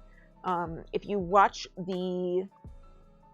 there's one guy in particular whose name I'm currently blanking on, but he shows up in a lot of the documentaries. To be filmed or to be interviewed. He's really, really angry at Scientology. Like, you can tell he has very, very strong, angry, passionate feelings towards them. And one of the documentaries that I watched by a filmmaker named Louis Theroux,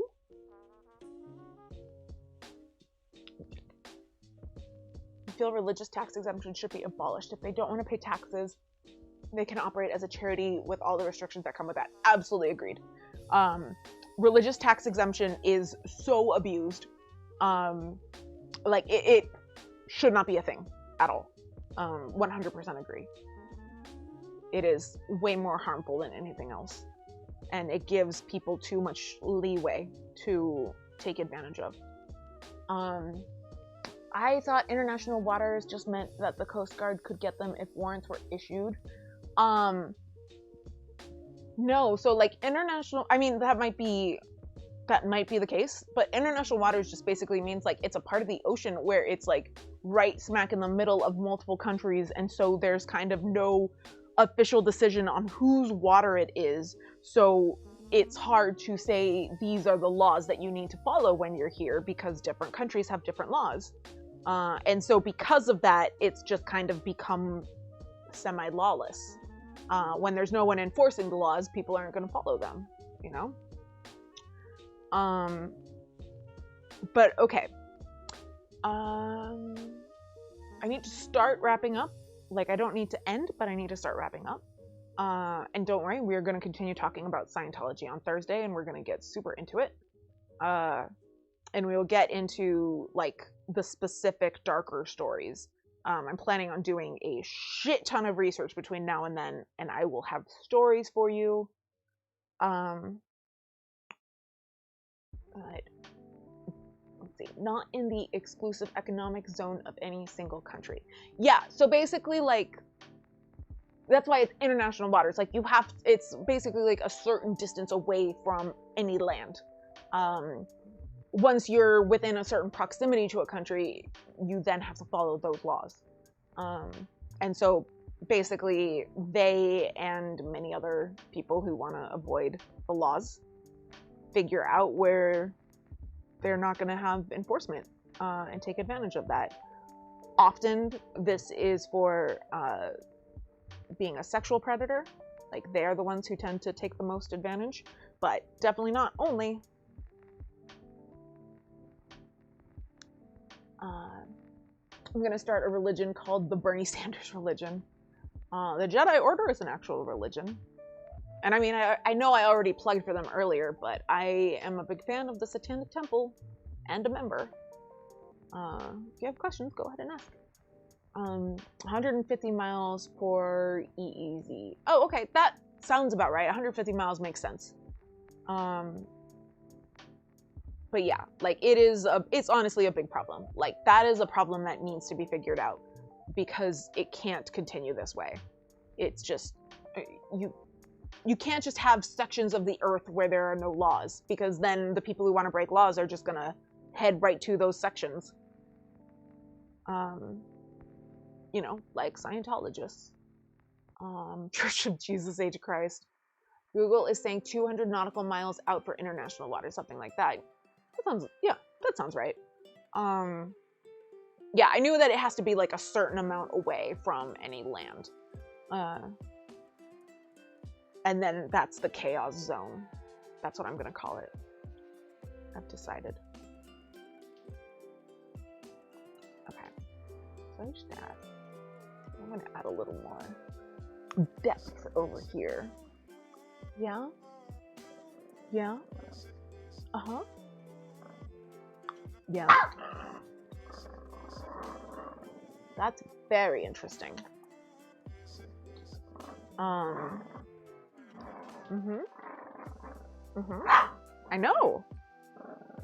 Right into the Jane Danger Zone. That is pretty much how easy it is to get a religion tax exemption, along with a few other things, but not much. Yeah, I mean, like, they had to fight really, really hard for a long time to get to that tax exemption. But once they did, man, they ran with it, and it really just... it's kind of like how you can pinpoint where things went really, really wrong in the United States politically when, like, Citizens United was overturned and people could give, or corporations could give as much money as they wanted to politicians.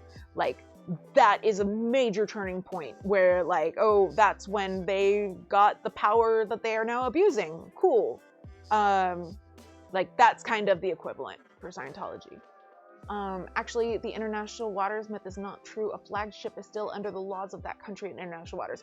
Yeah, but that's a flagged ship. Scientology, I do not believe, is a flagged ship. I believe that they just have a ship.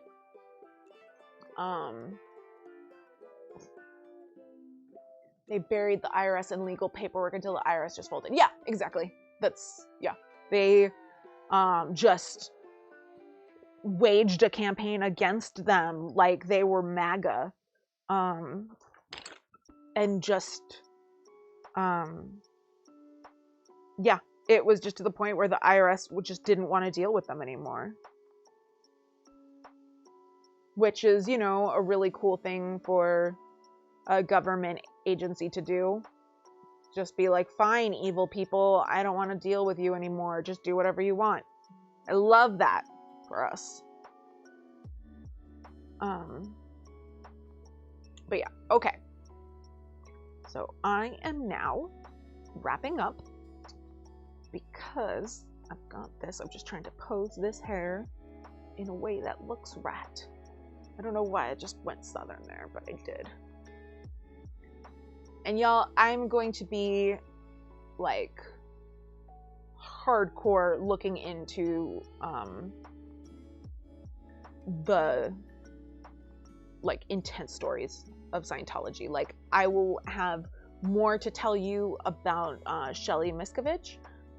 There's also several people, but, like, most notably a woman named Lisa McPherson?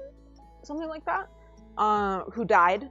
I mentioned her earlier about how she was, like, not allowed to talk to anyone and died after, like, a month. So I'll get more into that story, along with you know, other individual stories of people who survived or didn't survive. There's just so much. So hopefully Thursday I'll be able to kind of wrap everything up, but if not, we'll just continue next week, I guess. But hopefully I'll finish it on Thursday and we'll get through everything. All ships are flagged ships unless they are pirates. I mean, Scientology's ship is flagged in Panama like a lot of cruise ships. Oh, that's right. I forgot that there's the Panama flag thing that happens with cruise ships. I totally forgot about that. I have not looked into maritime law in a while.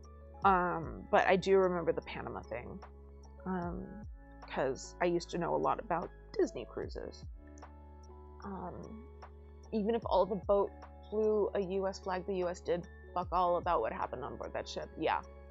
I think Panama has... Baron Kraken, you can help me confirm this, but I believe that Panama has like laxer laws about certain things, and that's why the ships use Panama. Also, tax codes are way laxer. I believe that that's why. That is why cruise ships are flagged in Panama or the Philippines, because they rarely do investigations and have incredibly loose labor financial laws. Yeah. But yeah. Man, y'all, Scientology is wild. And I knew it would be wild, but, like, damn. There's just more and more. And, like, I'm definitely going to do more research into David Miscavige himself, so that, like, I can just throw all of that stuff at you, and you can be like, what the fuck? Also probably some L. Ron Hubbard stuff, because he is an interesting character, let's say. About Panama, actually, if I remember correctly, I think that there's something involving like them not what's called like sending people back to the U.S. Extradition? Extradition. I think there's like something weird with extradition in Panama. I'm not sure. I'm gonna check that. Okay. Well, we'll figure that out by Thursday for sure. I had forgotten about those aspects. Never get on a cruise ship not flagged in a Western country or a place like the Bahamas, which works closely with the FBI. Yeah, basically after hearing about all of this, all the loopholes and stuff that people can utilize, it made me never want to get on a cruise ship. Like, and I always wanted to. I've always wanted to. I always thought that cruises seemed like a really cool, like if you go on the right one, obviously. But I mean, they're also just incredibly awful in the environment, and everyone else on it is incredibly poorly treated. Yeah, so. And that's why I decided not to, because of all of those things. Yeah, I mean, I've been on a cruise, and let me tell you, like, during the cruise, I enjoyed the hell out of it. After I found out later, like a couple of years later, how bad it is in the environment, how bad everyone's really like, fuck, I wish I hadn't gone on that. When, during the before times my parents were going on a bunch of cruises, they actually were on a cruise in early March, and they, were seated at dinner next to people who were on that cruise ship that wound up being, like, stuck for, what, months? Like, you mean during the beginning? Yeah, like, they were on a cruise in March 2020. It was like Princess something. Yeah. I remember, Yeah. I saw a lot on all the data from it. Because beginning of the pandemic, I pulled out every bit of data I could and ran, projections for everything. Mm. My projections were actually correct for like 4 months straight until people like actually went, oh shit, wait, death. And then they started like actually taking it seriously. Oh, Which was remember not those in my days? predictions. I did not predict people to actually take the pandemic seriously. Well, they stopped, so. I gotta catch up with chat. Just don't get on a cruise ship. People go missing on cruise ships all the time. Yep. Oh, Axiomon said she can't hear you. I expect to see you tomorrow evening, as I don't know if I will be able to make TDR. I will need confirmation of life for a solid month before I will be able to breathe a sigh of relief. Axiomon, can you hear me now? No, you can't. Oh, so did no one hear what you were saying?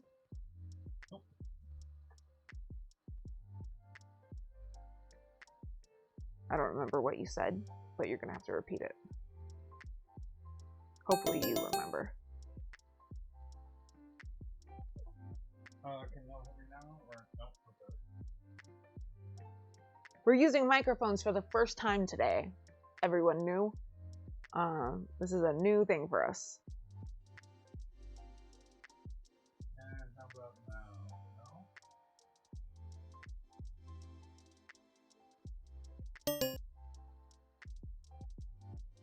No? Also, most of the North Atlantic is not international waters. Paige says no.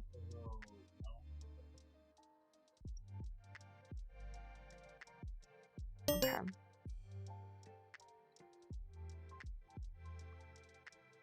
Well, do you want to wrap up and figure that out before Thursday?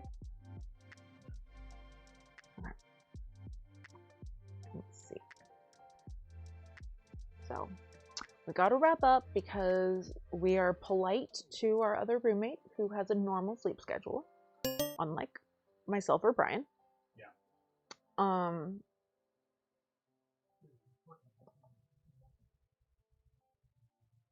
There we go.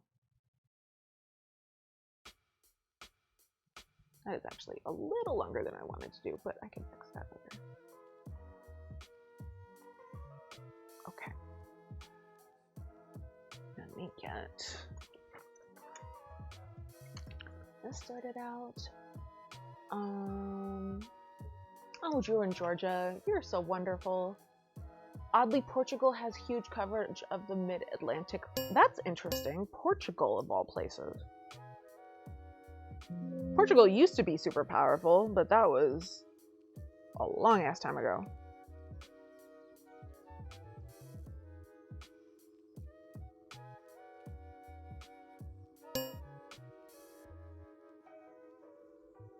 How about now? What's wrong with the same thing? He's trying to figure out what's wrong with the microphone, y'all. Okay. Okay, let's figure out who to raid. Brian. We are going to raid. Let me know if you have a raid suggestion. When I can hear Brian, there's some feedback. Not sure if that was talked about already in my absence earlier. Also, Brian's mic picks Danny up part of the time when Danny gets loud, which is always.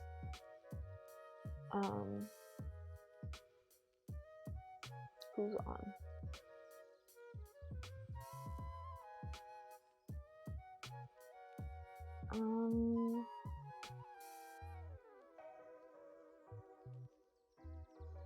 John Lee or Pinko?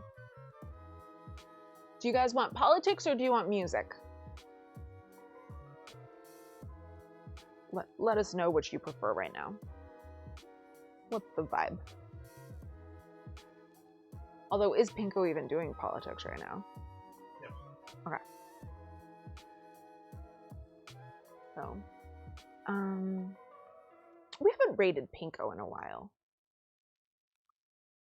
I'm still hoping to get him on here. So, Pinko? Yeah, let's just do that. Alright. Okay, so we're gonna raid Pinko the Bear. He is a communist streamer, commentator person, very, very far left. So if that is your thing, you will enjoy very much. Yeah. Thank you, Armac. Vibin', hell yeah. All right, thank you, everyone. I will see you on Thursday, hopefully. And we will have a lot more of Scientology to talk about for sure. So, good night, and good luck. That's what I'm saying now, I guess.